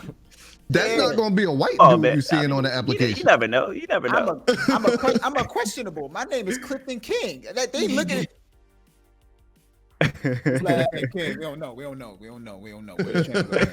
I'm gonna speak on this very shortly. I'm gonna preface this by saying I've probably made Twitch hundreds of thousands of dollars with the work I put out. I've produced over 4,000 emotes for the platform. I've made more emotes than anybody in this chat will ever use in your entire lifetime. And I've worked with all the top content creators. I was featured by Twitch. I'm not saying that I'm not going to get partnership. Partnership is a validation. It's a validation that I'm not signing on for. If I get partner, I get partner. It doesn't make or break me. Right. I'm not looking to be. Do not look for outside people or a company or a corporation to validate who you are or what you do. The check mark don't mean nothing. Right. You get more emotes, but I'm sitting here at 25,000 followers, and we had over 2,000 subs last month. But I tell my chat this all the time. You get partnered? You get partnered yet? No, I didn't get partnered because I'm not looking for the validation. I'm not checking the email every day. You guys, 100+ people that come every day, you guys validate me. Exactly. You guys are my check mark. 100%. Yep. To connect with that, I literally just told y'all exactly like my entire situation is exactly based off of that, right? I connected my validation of my being, who I am, and this is not just for me. I don't even think that this is a mental thing, right? People connect when it comes down to streaming. People connect that check mark with the value of their life. they connect their follower count, their viewer count, their sub count, all with the value of their life. And I personally had to lose everything to realize that, to the point now where I acknowledge that all of the fantastic things that I personally am proud of that I've achieved, I was not in any way, shape, I wasn't a partner to experience that. I wasn't a partner when I got invited to Bungie, when I sat and had drinks with Lupo, right? With Deej and Cosmo and Lars and all of the other amazing people over at Bungie in Seattle. I wasn't a partner when I met Goth and I connected with him. You guys know, I just signed on as a community manager for an esports organization, G1, that happened today, that was revealed today. I'm not a partner. So it's like everything that I've achieved in my career, I was not a partner at all to achieve them whatsoever. I was not a partner. So it's like everything that he is saying, bro, can you like adopt me right quick for like 30 minutes, like 30 minutes, I promise. Like it's like I'm not gonna bother you, just like 30 minutes, just to like, you know what I'm saying? Like it's not, no, but on a serious note, everything that he's saying is like, it's true. And a lot of people have to really take care of their mental capacity when they're interjecting with that, when they're communicating with that, when they're working towards that goal, because it is so dangerous to connect your life value to your channel, because you're doing it all day. You're doing it every day. You're trying to build something. And I get that, but that check mark don't mean a goddamn thing. It don't. I didn't feel any different. I didn't celebrate being a partner. I got a partnership and I had to go to work that day. I'm actually dreading for the application to come through. I'm dreading the moment. You know what I'm saying? Because it means more work for me. Because I make the emotes. Right. Yeah. So. Because I make the emotes. But yeah, I 100% feel that. Yeah, and I definitely feel that as well. Like any validation that I feel with regards to my work on Twitch has always been, and I say it all the time, you know, on my channel, and I won't stop saying it, it's always been just the response from my community, you know. And so you know, my worth, at least, you know, like my worth, you know, how I feel, my self-esteem with regards to, you know, how I'm doing and how I am as an entertainer, as a streamer, as a content creator, is always tied specifically to the interactions and the friendships that I build within my community, and the feedback that I get from, you know, the folks that I value in my community. So that will always be worth more than a check mark. Or otherwise, I tell people as well, it's just like people are just like, oh man, you're on that partner hunt. I'm just like, okay, all right, yeah, you know, like sure, it'll happen when it happens. When it eventually happens, you know, or that I check off everything, I'm gonna sit there for a little bit longer, you know, and then maybe I might check it off or what. It's great, more emotes, you know, like ever again. It's never. It's not an end goal. It's just a stop. Exactly. It's just a stop along the way. It's just a milestone. I'll give it a milestone, most definitely. I feel like everybody feels like it's a milestone, most definitely. You know, it's something to be proud of. You know, but it's not anything. Just like Constance, it's not anything. You know, my self-worth isn't tied to it whatsoever. It's not like I'm gonna be different. Just like, you know, Nogi said. You know, it's not like I'm gonna be different on the other end of it, right? I'm gonna be the same. We're gonna be doing the same thing. You know, and I definitely people are skew the perception towards that, though. It's damaging. Yeah. It's super damaging. Well, because what happens is people strive for that, right? That my goal is to make partner. I'm striving to be partner. Then they make partner. Now what are your goals now? Yep. I kind of say that's where I'm at right now, and I'm being completely. You guys know I'm very transparent. I initially started on Twitch and then didn't really care for it about a couple weeks, and then found Mixer. I did not start on Mixer. I just want to clear the air with this rumor. I was on Twitch first, found Mixer, then it became my home, and I was a partner for 2 years up until when Mixer shut down. And then to come over to a new platform and to obtain partnership, it's like, okay, now what's next? And it's this me getting partnership on Twitch. I'm not gonna front. I was happy. I was excited. As a Black content creator and as a woman, that meant a lot. it meant a shit ton a lot. And once again, it's not validating me whatsoever, because y'all know I'm fun. I'm gonna keep it 100 at the end of the day. But just because we keep getting these partnerships and these affiliateships and these sponsorships, but what's next? Right. You know what I'm saying? Like, I'm getting to the point where I don't even want to stream live content anymore. I want to branch out and do YouTube. I want to be a commentator. I want to be X, Y, and Z, because I'm pushing the lens. I'm pushing the roof. So you can keep obtaining partnerships all day long, but I feel like I'm burning out, because what am I doing? Sitting here every day live on camera when I could be doing a lot of other constructive things. I feel like right now I am not being as constructive with my live streaming. I was a Mixer partner, now I'm a Twitch partner. What else? I don't have no what else's right now. And that's my time away from being on Twitch, well, just live streaming period, is giving me that time to, one, mentally take care of myself, because I've been going through so much in the past maybe 5 months of being a content creator period. So I'm taking time for myself. I'm spending time with my daughter, my boyfriend, and I'm doing other projects outside of just sitting here in this fucking chair and playing video games and getting backseat gamed by motherfucking Timothy A167. I don't care, bro. He did in the lobby. Don't backseat game me. So fuck you, Timothy. I'm taking care of myself. So if there's anybody named Timothy in the chat, I'm sorry. I apologize. Right. Shots at you. So I don't care. But I'm taking care of myself, and I'm working on the what's next, and not just living for I'm finna get on camera and grind.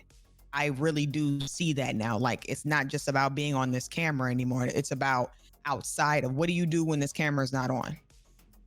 If you ain't got nothing, then you ain't really about nothing. You ain't really saying anything. Yeah, being a content creator, streamer, anything along those lines is very taxing on mental health. And you got to make sure, obviously, that you're protecting your energy, but that you also don't lose sight of who you are, and make sure to protect the relationships you have with outside sources, because the last thing you want to do is mess that up in a pursuit of a goal that you're not even sure what it is. Yep, like my relationship with my daughter. Like, she's young, she's 5, but as a mother, I felt like content creating was getting in the way of my, our relationship, me being her mother. And it was crazy, because when Mixer shut down, I was like, oh, so this means I don't have to do this shit no more. I can go be a mom. I can just go be IKEA Turner. But it's like, y'all put in the time with me, so I'm going to put in the time, and that's how I feel. And I'm having this tug and pull with me as a mother and then me as a gamer. And I'm just doing this. Oh, I'm going to take a break, y'all. Then I come back and then stream for 10 hours. You know what I'm saying? For every day for a week. And I'll be like, y'all, I'm burnt out. I'm tired. I'm finna go spend time with my daughter. It's just.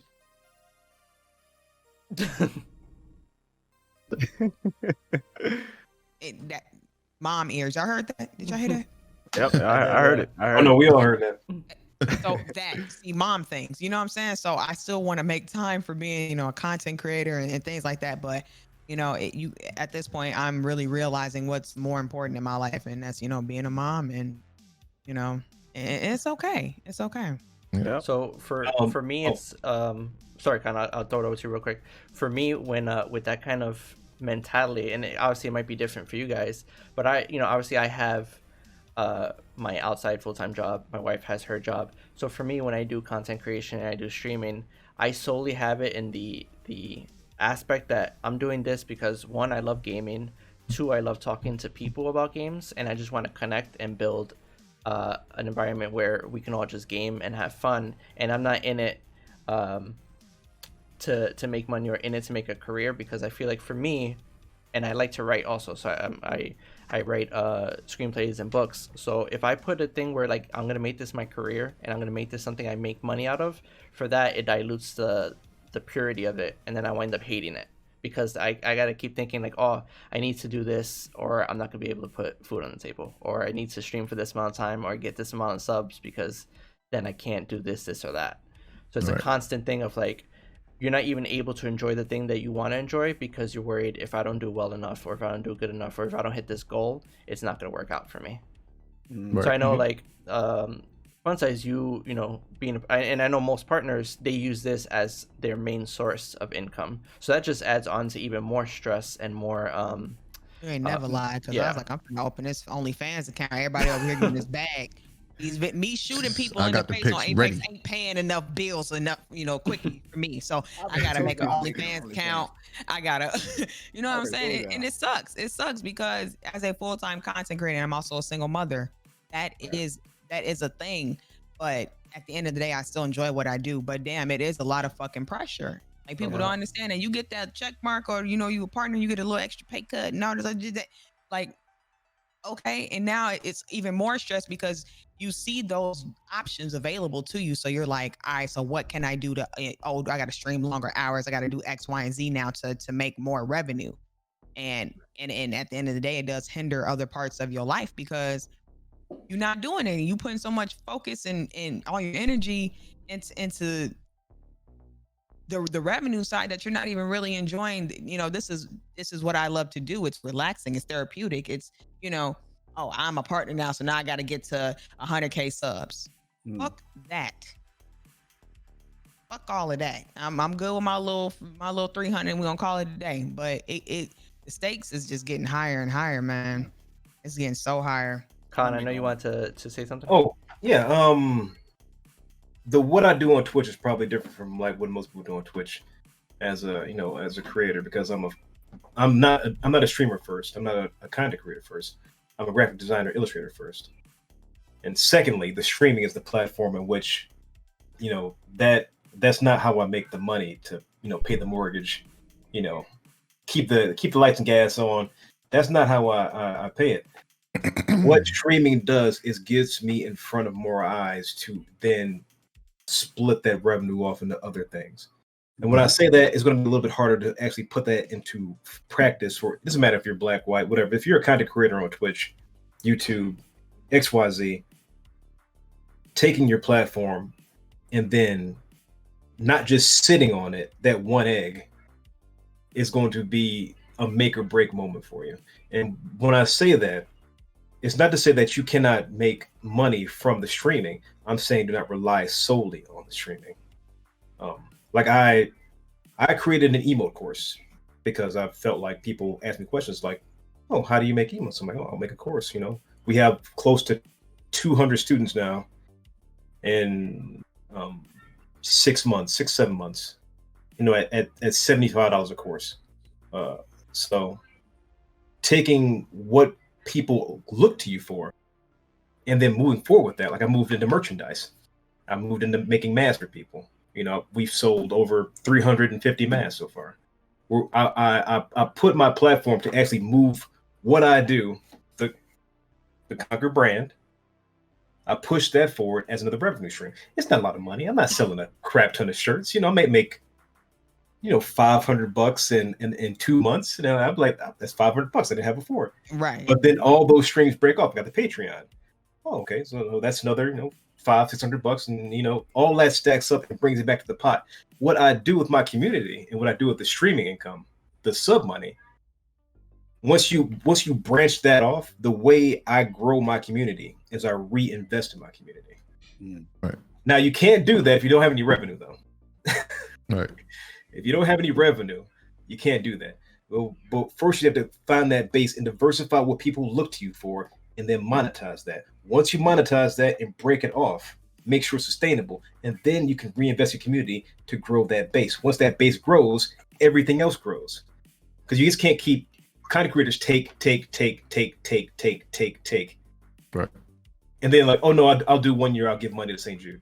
And then they'll take 11 months of the year. I give back every week. I think we've given away, I don't know,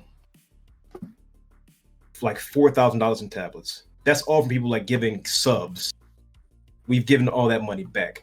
We give that money back to grow the community more, to put art in more people's hands, to help those artists grow. And once those artists grow, they'll push out and make more artists and more, spreading that love. Now you make money off of that. Like if I gave away $4,000 in tablets, I might have made $750 and people from subs. So that $4,000 goes back in.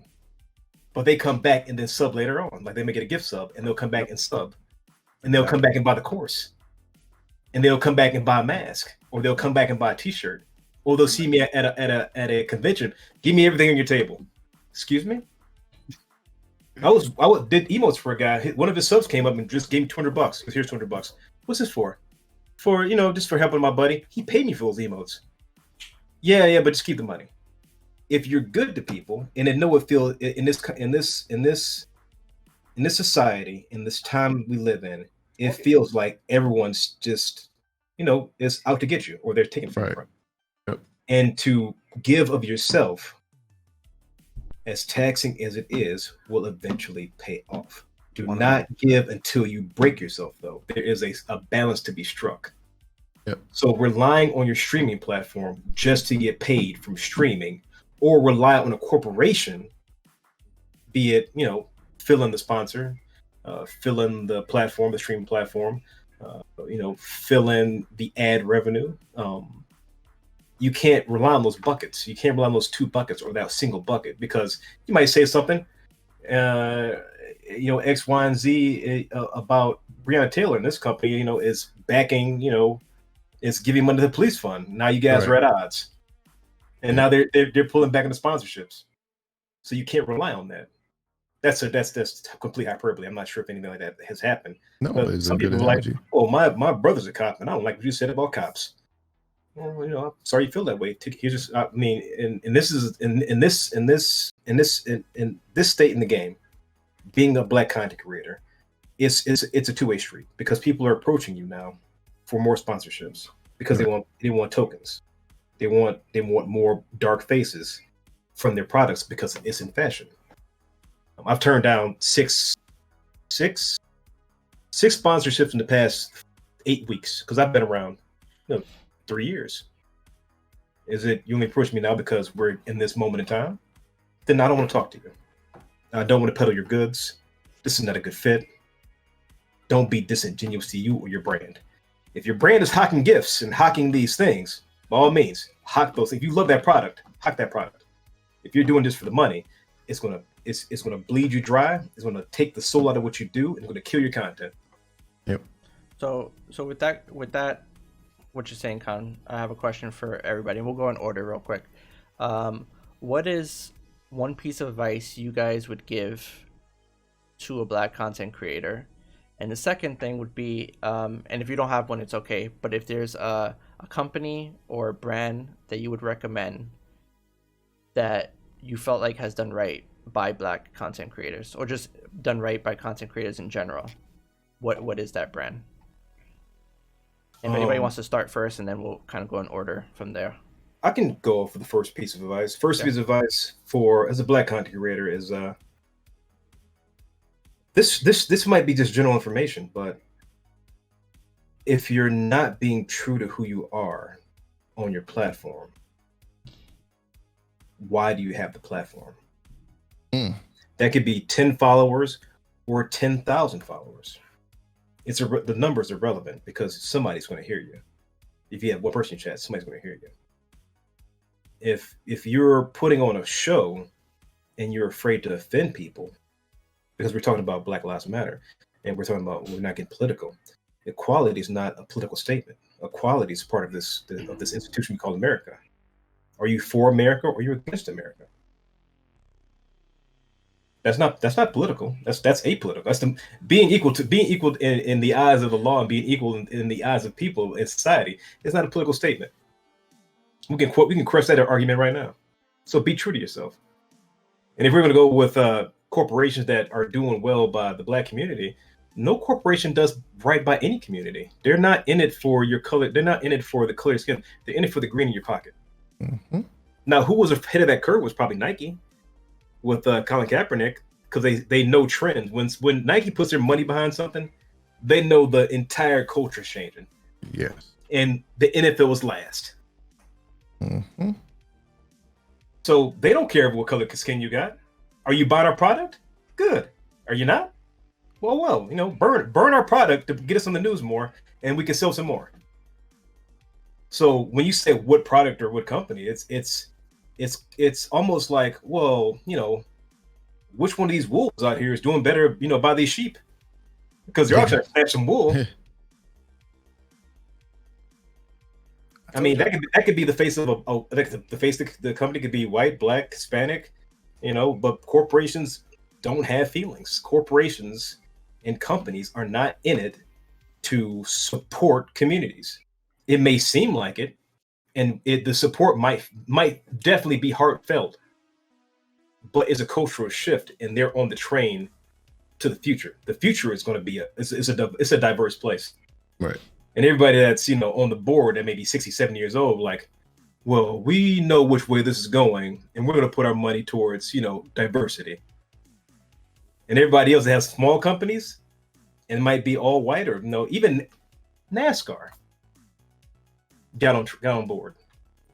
That's not NASCAR doesn't care about what color your skin is. NASCAR cares about how bad will this look for us. Mm-hmm. So I can't really speak on what companies, because no companies out for social justice. It's just not true. Companies are out to look good and sell more products. And to tell ourselves differently is to tell ourselves a comforting lie. Yes. And that's why I don't have any sponsors. That's a tough act to follow. So that's the reason why you don't. Okay, that's good to know. That's the reason why you don't have any sponsors at all. I got one affiliation, but it's a coffee company, and that coffee's just goddamn good. That was literally just the perfect promo. This is an for ad right commercial. now. This is an ad right now. Oh, I didn't know we went to an ad Somebody, break. somebody clip that real quick. So We went to an ad break. The reason I say it is because even though I got an affiliate link, I don't even tell people I have an affiliate link. I'm like, just drink the coffee. It's goddamn good coffee. He drank the coffee angry. we need a clip. We need a clip. No, he drank it with straight, pure anger, bro. I've never seen somebody. Hey, make coffee. listen, and I'm going to agree with him because I have some, and that TYLU, motherfucker is TYLU, good. You're next. So if you wanna take it, that was literally just the perfect promo. He's a tough act to follow. Well, I can't. The coffee company is irrelevant right now. If you want to see what coffee company is, come by the stream. I won't talk about it now. I'm not promoting anybody's business here, except for mine. Right. Come patronize my business. Advice I would have is try not to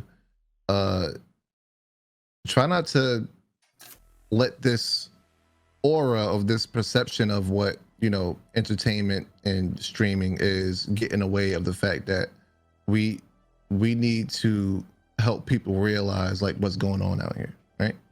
So what I mean by that is if you're going to be a content creator and you're a black content creator and people come into your chat like, yo, you see what just happened to Breonna Taylor? That's fucked up. And your reply is going to be, we don't talk about politics in chat. Let's just move forward with this gameplay that I'm providing here. That's not what we want to do.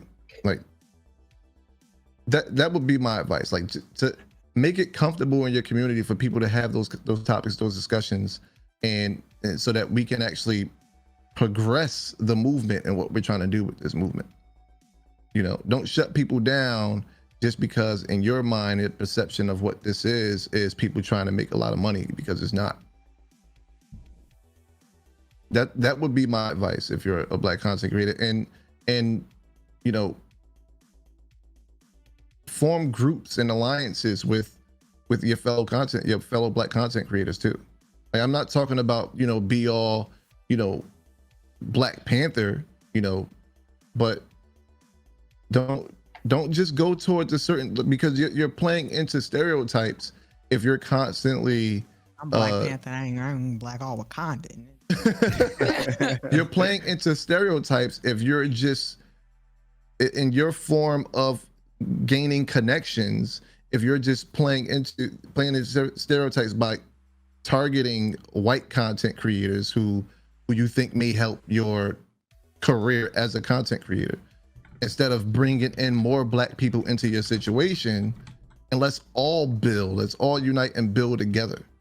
That would be my advice as a black content creator. And as far as companies, I'm saying I'm a business person, and exactly what Khan said is exactly the reality as far as companies. They care about green. They don't care about your color. Sorry, It's just the reality of it. Nagi, if you want to take it. Why you gotta put me behind these two brothers, man? Why? What? I hate y'all. No. In all reality, in all reality, I agree with everything that Khan and Ty are saying. From I'm still relatively young. My knees pop when I move though, but that's my fault. That's my but no, it's my stay true. Stay true. Stay true. You everyone started this initial thing for a reason. Every person started, at least I know, that every person Ty's annoying. every person that I know at least started with an initial goal. I know that I started with an agenda. My agenda has always been the exact same for the last 5-6 years that I've been doing this since I started. And the agenda was to prove that I could do it. That was it. Prove that someone who came from my background and my experiences could do something. Didn't have to be stigma, didn't have to be a statistic. It was something that I wanted to do, and I put my head in it, and I gave up on the idea of giving up. Right? And for those of you who are out there, that's a Naruto reference. Right? Naruto versus Pain, if you want to find it.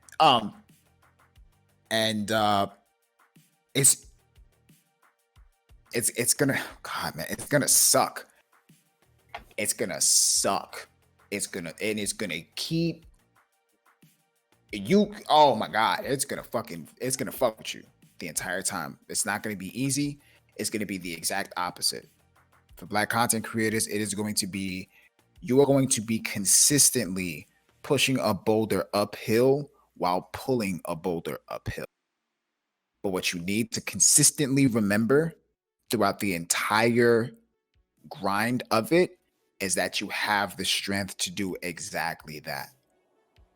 And we forget that because of the hardships. We forget that because we're so focused on how much it hurts, on how much our limbs want to give out, on how much we can barely breathe, how hard it is, the fact that no one's cheering us on, we're by ourselves most of the time. Stop focusing when you're doing this. Stop focusing on the fact that you are pushing a boulder uphill and pulling one uphill, and focus specifically on the initial reason why you're doing it. And in terms of companies, I'm not going to be the one to support a company after what these two brothers just said. They knew you going to get that coming out my fucking mouth. I'm not doing that. I'm not going to sit here and have Nagi look like that. I'm not going to be the shit. I kind of ruined that question. I'm sorry. I didn't say it. I didn't say it to say don't support companies, but don't be fooled. Just don't be fooled by your perception of what the companies care for.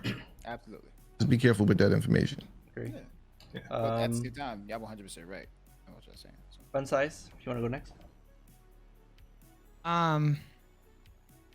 Lord, you think I will have the answer for this? It's a bunch of different things that advice I could give, but most definitely stay true to yourself. Can go a long way. Stay true to yourself and the purpose behind of why you want to do this, and also within doing that, always make sure that you can contribute to this industry in some way, shape, or form. Your contribution goes a very long. I just met Khan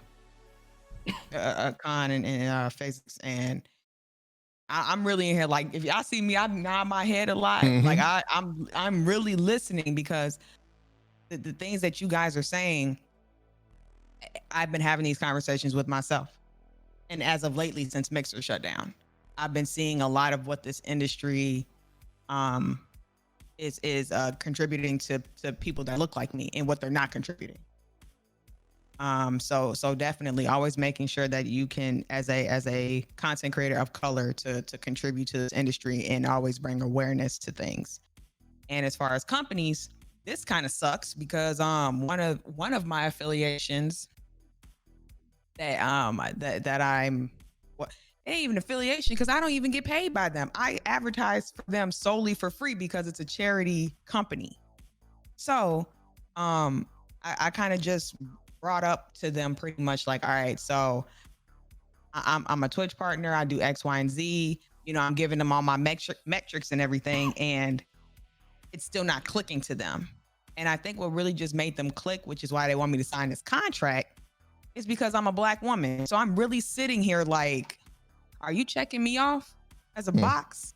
You know what I'm saying? Like, I just had this I kid y'all not, I got the email. It was from 2 days ago. I haven't even responded because I can peep game. I'm peeping it right now. So it's like, damn, like the reason why I wanted to work with you guys because I love your mission and your vision.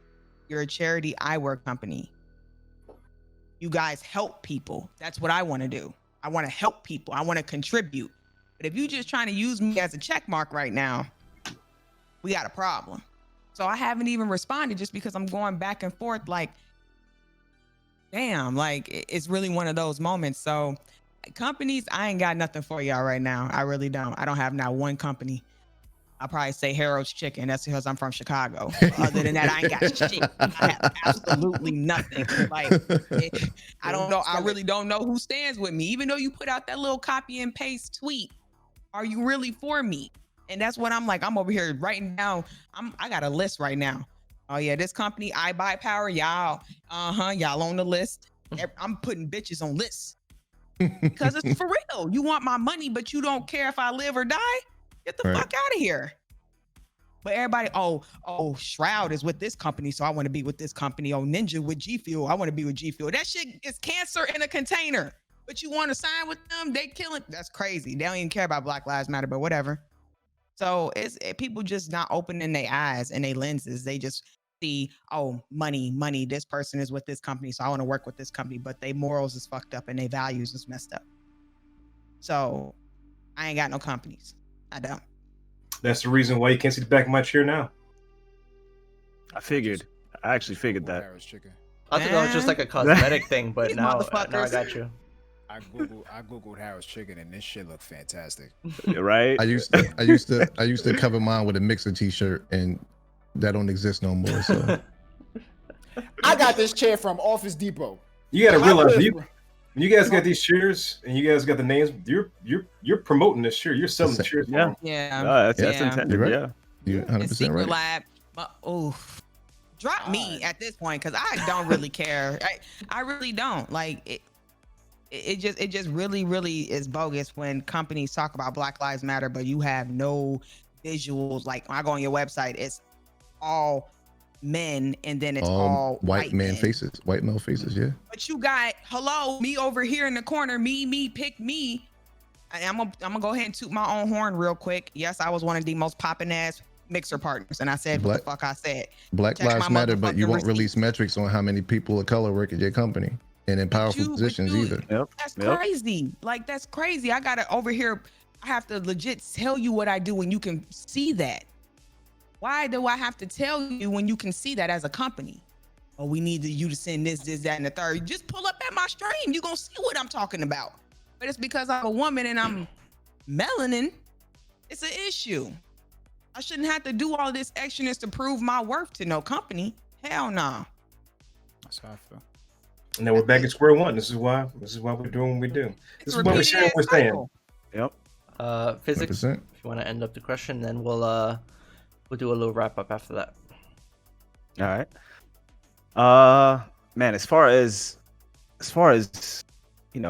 I guess messages for Black content creators. I mean, I'm still relatively new to the industry. But some things that that I've always kind of like piqued my interest. Diversification of your money streams. Especially if you're a hardcore gamer in particular, or not actually. I mean, there's a variety of content on YouTube. There's a strong synergy between like YouTube SEO and Twitch. And so, if you end up gaining a substantial following on YouTube, that can easily transition into a substantial following on Twitch, and to a lesser degree, Twitter as well. There's a fairly strong connection and synergy between those platforms. So that's the first thing. I think, Khan touched on it a little bit, but diversify your bonds, diversify your revenue streams. And you'll have a much more stable, monthly income, especially if you end up becoming full-time with your content creation. So that's definitely like a huge one. And I'm glad he had mentioned it. You see, I guess, folks have alluded to this a little bit already, is surround yourself with quality, uplifting people who push support and positive energy your way on a consistent basis, and ensure that you don't compromise yourself and your blackness in particular in an attempt to gain ground, to gain networking ground, and ensure that you shed folks, that don't support your mental. I couldn't be doing what I do, not in the least, not in the greatest. I could not be doing it if I didn't have a great group around me supporting me every single day. Both my community, every time I hop on a stream, every time on Twitter, they give me the positive energy, the self-esteem, the motivation to get on whenever I hop on stream, or whenever I get to work, or whatever else. But also, again, in the background, it's just I have a fantastic group of folks that support my mental, give me positive energy, that allow me to support them on their grind as well. And I just find that I couldn't do it without it. It'd be impossible. And so, and I know Funsize, you about to say something? Is that you about to chime in? Oh, I just saw you over there. I'm preaching. I'm in the background. Look, you see me nodding and rocking. I'm yeah. Here. I got you. Yo, no doubt. I'm serious. That is like the number one thing for me. That's the number one thing for me, is just that great group of people around me, and I'm just super blessed for that. Super incredibly blessed for that. And then as far as companies, I gotta get on board with like at least one company. I'm gonna be that person, to get on board with at least one company, because anybody really say this, man. This is company Young Khan LLC. I don't know if y'all heard of it, but I fuck with that company right there, So if at any point in time, we get any sort of affiliation or partnership going in that, I'd be behind that 100%. I feel like I can trust that company. We'll keep the light on for you. Yeah. So big love to everybody here. I just got put on game, so excuse me if I'm a little bit late. Look, I was just telling some of my moderators, I was like, yeah, where the poppin' ass Twitch people? Like I haven't really found any people that were here before I came over that like I just really vibed with, and like you really either like opened my eyes to something, a different perspective, or I felt like my time wasn't wasted. I went into a lot of Twitch streams lately, and I felt like my time was wasted. I'm like, well, that's 60 seconds I ain't never gonna get back. Let me just go ahead and hop to another, next stream. But I ain't even been in Khan's stream yet, and I'm already like, bro. I got hit the Khan when I was over on Mixer. Don't tell nobody I said that. I didn't know. So but it's so many of us. People say, "Oh, I can't find no black content creators." Well, one, I'm looking. So I'm sorry, but I am one of those people as an African American woman and content creator. I am looking for black streamers. Anytime I scroll, I'm like, I don't see no black people. Because we have that in common. It's okay for me to want to be around people that look like me, that talk like me, that walk like me, that think 100%. Like me, that have experiences and perspectives. So it is what it is. But I haven't even found Connor. I'm glad I found him, because I'm gonna be stalking you. I'm sorry, Physics. I'm be stalking you too. Like, I appreciate that you guys have opened this new perspective of Twitch and the people of color on this platform, because our show was like, I can't find no people of color, and I can't find no good people of color. This shit trash. All the people was on Mixer. I can't stand it. I hate it here. I'm But- just glad that Khan wasn't the one that hit me in that quarantine guardian challenge, because I was right next to him. I was like 1 or 2 people away from him, and as you can see by how fitting his shirt is, he's a very powerful man. So I'm very proud. I'm happy about that. I just want to say I appreciate all of you guys for coming on. Fun Size, I'm glad that you have that experience now, because the main goal I have with this show. Oh, it looks like we lost Khan for a second. Damn, Khan just said I'm out, dog. God. Khan, I'm sorry, I take it back. Bruh. Sound like God, yo. dude. He said I'm out. Talk about his shirt, and that's it, man. Oh, his computer froze. Oh, damn. Yeah, he says he's gonna be right back. But yeah, while he's getting his stuff together, the main thing with what I try to do when I and while I guess I'll talk for a little bit while we get him back on so we can do the outro. But basically the premise of the filler in the very beginning was to just be like a regular YouTube show with me and Nogi to just talk about anime and games. And once the whole thing with Mixer happened and we came over to Twitch, my first thing was like, okay, what can I do to help out Mixer streamers? And that's why the first episode was ex-Mixer partners, giving them that showcase, so one that they can be shown to the community and get that that light shined on them, but they can also connect and make those connections. So the main thing, the show evolved from being like a show where we just kind of mess around and talk about anime to a show where we're talking about things that are going on in social issues. Like we've had this episode obviously talking about Black Lives Matter. We've done an episode about ex-Mixer partners with the whole switchover. The last episode we had was focused solely on women streamers and what they go through. I wish I was in for that one.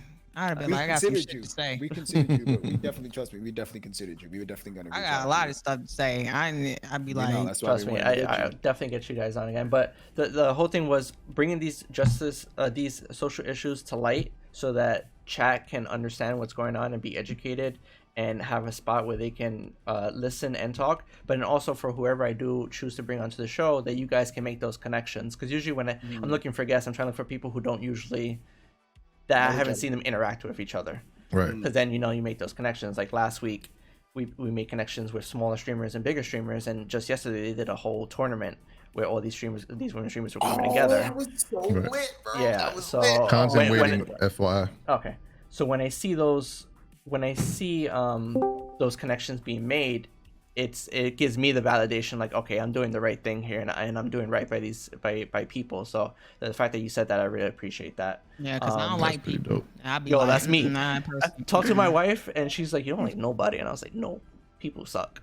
And I agree with her. Me and her could be best friends because I really have people just really, I used to be a full-time waitress too, so having to be around people and they funky ass attitudes and they think I'm the customer, I'm always right. No, you're not right. I've done bitch. retail Hold for 8 years, so Oh, trust me, no. I know. Yeah, bro. A lot I've of people been in don't know customer that. service all my life. Yeah. Yeah, Right, I worked Mar- at a lot of GameStop people- as a I was- manager. yeah, bro, Oh, God. Marvin was my boss at one point. A lot of people don't know that.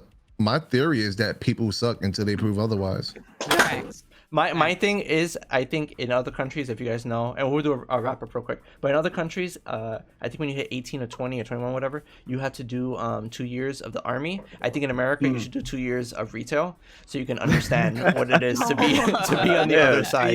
2 years of hell, huh? Yeah, exactly. Yes. Yes. That's Damn. rough. Uh, That's gonna humble that's gonna humble everybody, bro. That'll fix all the Oh, issues. God That'll fix all the damn. issues. Oh, But again, yeah, I just want to thank you guys for coming on. We're gonna do a wrap up. Like I told you guys before, pre-show, a little tradition that I like to do is that we call out, recognize, one person either in the community, somebody we know in real life, anybody. Just give them that peer recognition and give them that validation and say how they've affected you in any possible way. So I usually start it out, Nagi ends it. My recognition for this week, of course, is going to be to my brother that I've known for, Nagi, I don't even know how long we've known each other, but a long time. You talking about me? Yeah, I'm You talking talking about you, about bro. I'm talking about you, bro. I thought you were talking about an actual brother. I'm like, No, what? bro, I don't. I'm about to smack you. Anyways, want to give recognition to him. He's been grinding, and I've been there since day one. This man's been grinding for years. He hit the Mixer partnership, which I knew he would.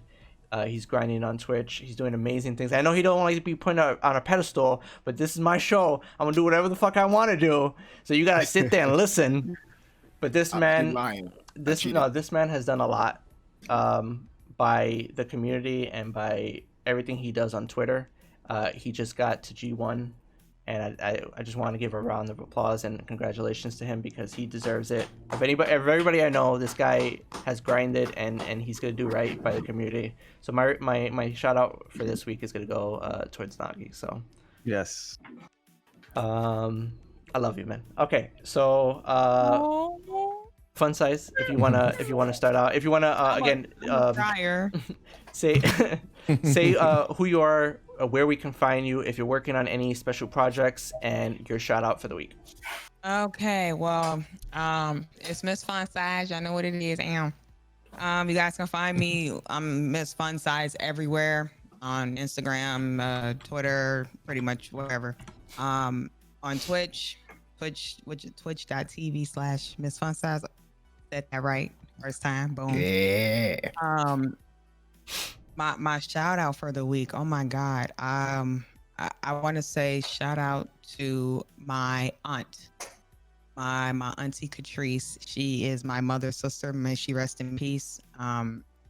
She's just been real supportive of, with the whole mixer shutting down, even though she doesn't understand streaming, but she understands that this is what I love to do and this is important to me. And she's just been a real support system for me. So I just want to say shout out to her, and I love her with all my heart.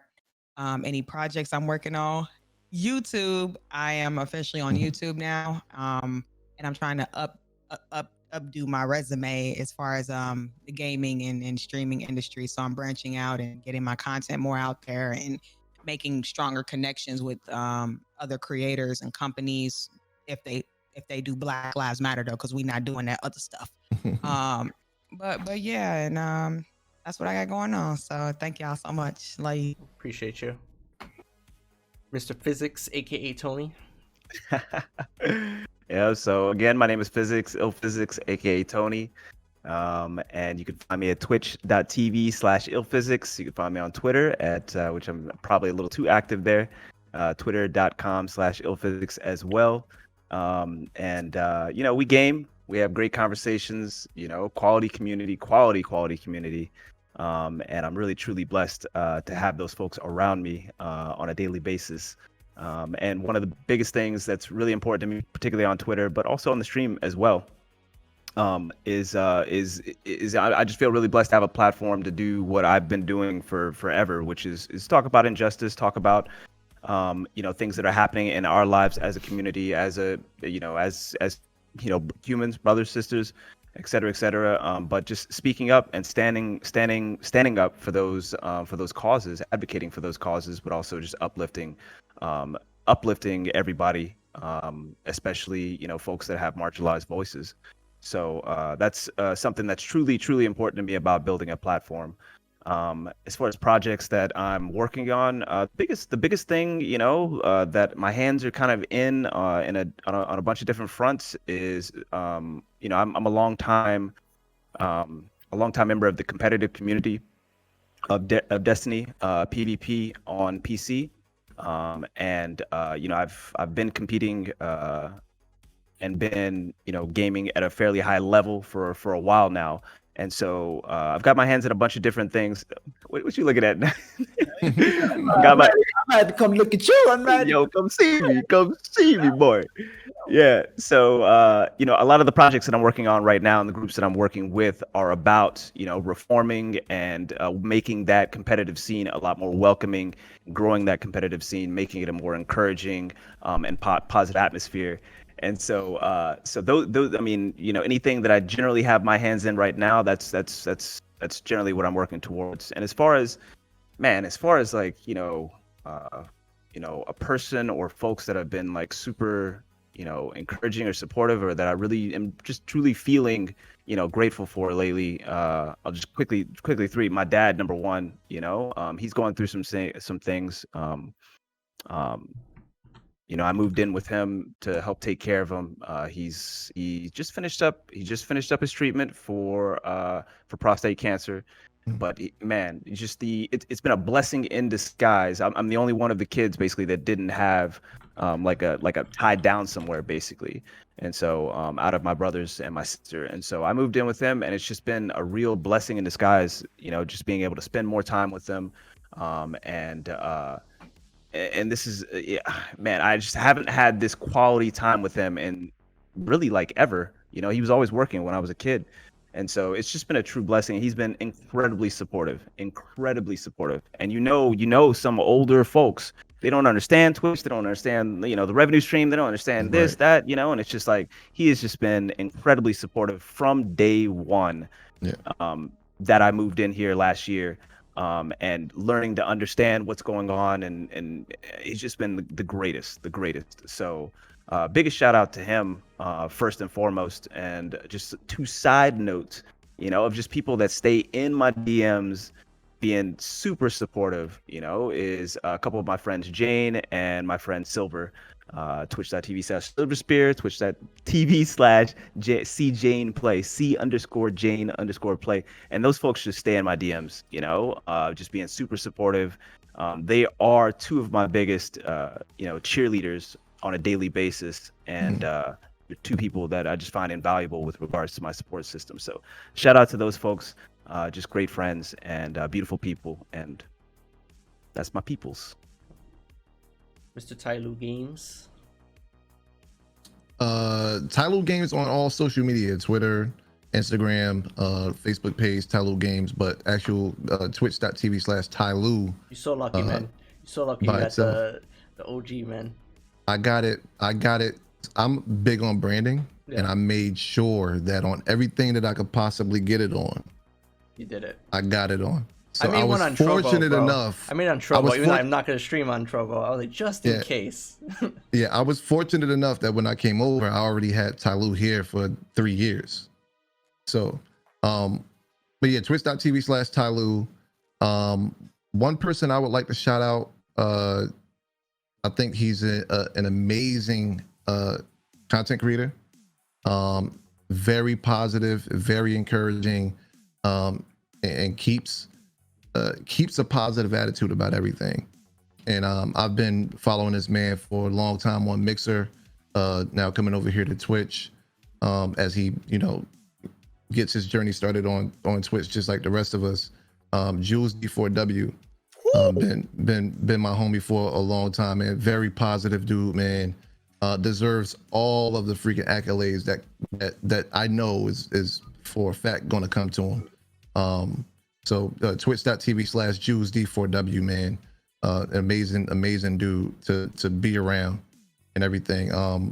And projects that I'm working on, a couple of things that are kind of like at the lower level of traction, trying to gain traction on it, is like through contacts that I've made and connections I've made with AMD, Zydax, trying to get some sort of level of engagement towards inner cities, and trying to do PC builds for kids in those areas to try to get them into the PC gaming world as well. So on a very, very, very low level of that, but that's some of the stuff that I'm trying to work on the back end. Appreciate you. Khan? Oh, let me see here. I guess I gotta give a shout out to some of my newly formed friendships with some industry character designers and illustrators. They're like a little collective. They've like done work for on the Boondocks, for comedy, Cartoon Network, stuff like that. Starting off with Overlord JC. He's on Twitch, Overlord_JC on twitch.tv/Overlord_JC.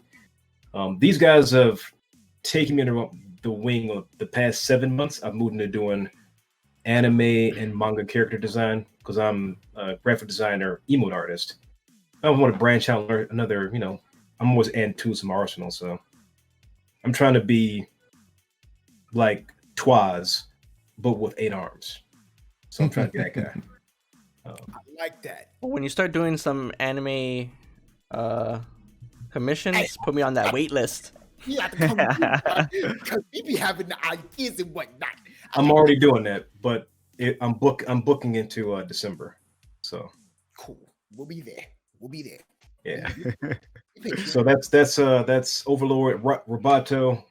He streams on Twitch very rarely, but his Twitter is ROBAATO Roboto.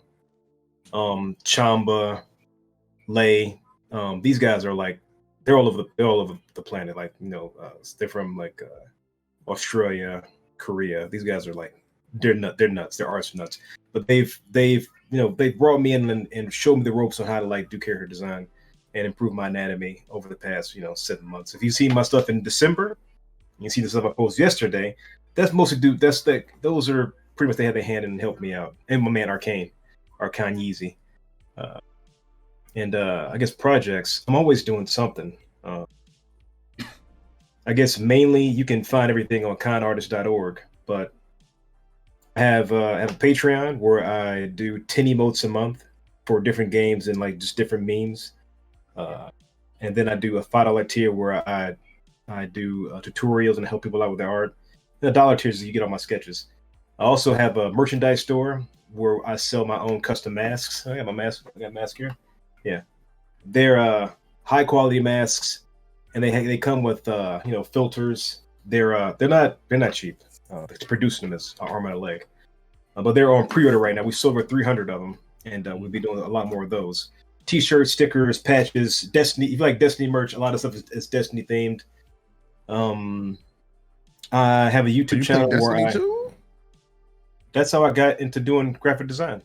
Yeah, you ain't never saw there's a very there's a large amount of like Destiny emotes that you see throughout the platform. One of the most iconic ones that I found him from was the Zavala one, because Zavala's head is just perfect. It's like he did it. It's I was gonna pull my Gallahorn, but I didn't want to pull it out. Oh, no, don't do it. You can't just whip out the I want to pull Gallahorn. my Gallon. There's TOS and shit that's involved. Right. Okay. Too much for TV. Don't hurt him. Don't hurt him, God. Don't hurt him. I think that's pretty much everything. I stream 7 nights a week. I'm a maniac. I am extraordinarily motivated to get a ton of work done. I've had over 2,000 clients, and I've only had less than 20 people be unhappy in the past 3 years. So when I put forth my chest is too wide. The Conquer motto. That's too wide, bro. I gotta stretch my arm off with it for the K. Flex. Oh, Conquer motto. Oh, God. That's not just like a saying. That stems from how I proceed to execute on everything I do. Yeah. Whether it be your project, my project. I don't know. This was something I'm passing from my dad. If you're gonna do something, do it right, or just get the F out the way. Because you're just taking up my time, my money, and I'm paying you, so get to work. That's how my dad is. So that's what I do. I make things for people. And, one more thing. Yeah. My emote course. I have an emote course. You want to learn how to make emotes and make a little side money. I made the course so people that want to get into actually make a little money. If you buy the course, you sell 2 emotes, you've paid for the course. So that's my way of like passing it back on and empowering people to make some supplementary income or make emotes for themselves or their friends without having to, some people don't have $80 to drop on a set or X amount of dollars. But if you buy the course and put the time in, you can do pretty much anything. I can't draw. Somebody asked where can they find the course? You can post links. Kindartist.org. Yeah, Connor, if you want to post a link, the link is the chat is open to post links. So yeah, you guys have all the links are on my website. Now that I'm thinking about it. Oh, thanks, love. There you go. She's on top of it. Cool. Nogi, if you want to wrap it up. So it's you did it to me twice. It's the second time you did it to me. It's really hard to I didn't even do nothing. I'm just talking. We just talking, baby. We just talking. Man. Y'all all magnificent, and I'm just over here just being ashy. That's the problem. No. Better get that Palmer's. What you thought? Nah, what you think? I got the cocoa butter. I was just playing. Come on, now. I'm Well, you moisturized said up. Head to toe. Head to toe. I'm With moisturized. text No. on deck, so you don't be ashy. No. Usually I shout out. I always shout out Boma, right? This is no different. I'm gonna shout out Boma because Boma is just by far, you know what I'm saying. She's been the major factor. You know what I mean? Like I said, I moved to Atlanta because of what I was dealing with, and while I was dealing with what I was dealing with, she was right beside me, the entire time. But not only this time, I won't only give it to her, but I'll give it to, every person that has stuck by me through my life. I am obviously getting better day by day. My conversation is getting better. My reactions to things are getting better. I'm getting more control of my emotions and more control of my reactions. The way I think is obviously in a more healthy space. But I want to highlight the people who was there when my mental health was at its worst, and they didn't shy away. They loved me from arm's length, but they didn't abandon me. You know what I mean? And that includes mainly Boma, primarily her, my friend George, my friend Oktay, Maru, even you, even though every time you come around me, your hair is in perfect condition and I'm just bothered by it because it's like weather obviously exists. So I don't even get it. You know what I mean? But I wake up like this. I hate you. In terms of what it is that I'm doing, obviously I'm now, for those of you who do not know, I am now the community manager for the G1 esports team for Destiny, founded and owned by friends of mine that I have been in the industry with for a very long time. It's a different avenue. Usually I'm just an entertainer. And this is the more professional, the more managing side of aspect of things, and I'm prepared for it. I'm excited about it. I'm ready to see where this will take me and the team that I'm supporting. I'm not only that particular role, I'm also their mental health coach. I'm also doing their future tournament logistics and stuff like that. And outside of that, I'm bringing back the NOGI project, which you can find on Spotify, you can find on Apple Podcasts, you can find it on Google Podcasts. It's called the NOGI Project, and it's a place where we discuss everything and anything that is not regularly about gaming. That ranges from lighthearted to heavy-hearted things across the board. Except one thing that I wanted to be 100% focused on is genuine. It just has to be real through and through. And that's going to be a weekend show. Some of it is going to be live. Every episode is always going to be recorded and posted on Spotify, so that you and all other podcast platforms, so you will 100% be able to hear it. Of course, there are going to be featured guests. No, this is not the filler 2. This is not a sequel. This is not an idea that I'm stealing away from him. It's something that it's a personal project for me, and it's a healing thing for me. So there's going to be a different aesthetic. But outside of that, managing an esports team of a bunch of fantastic content creators, recreating a podcast that I'm bringing back that I definitely took away from, and yeah, streaming every day as much as I can. Obviously, I'm going to have to probably take a day or two off throughout the week, but take all of them, all you need. All them shits. But just put some lotion on. Stream what I feel I'm like. moisturized, God damn it. But all in all, my final statement is we're doing a great job. So let's get to work. Facts. That's about it. Love it.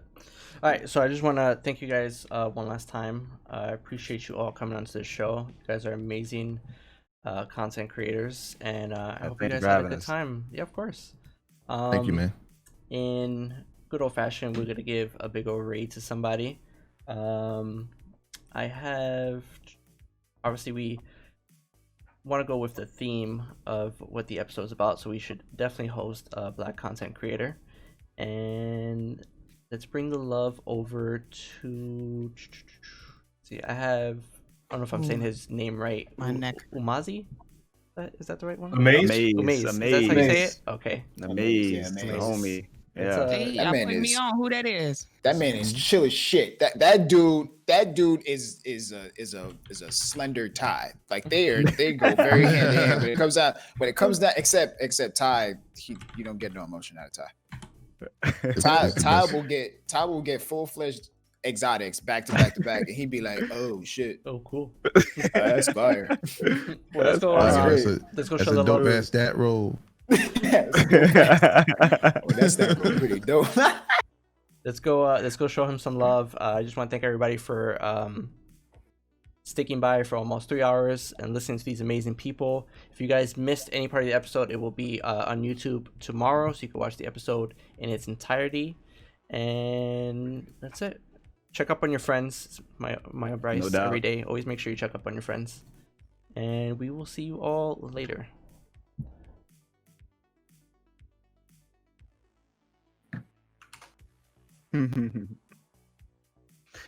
Yo, thanks for having me. Of course, man.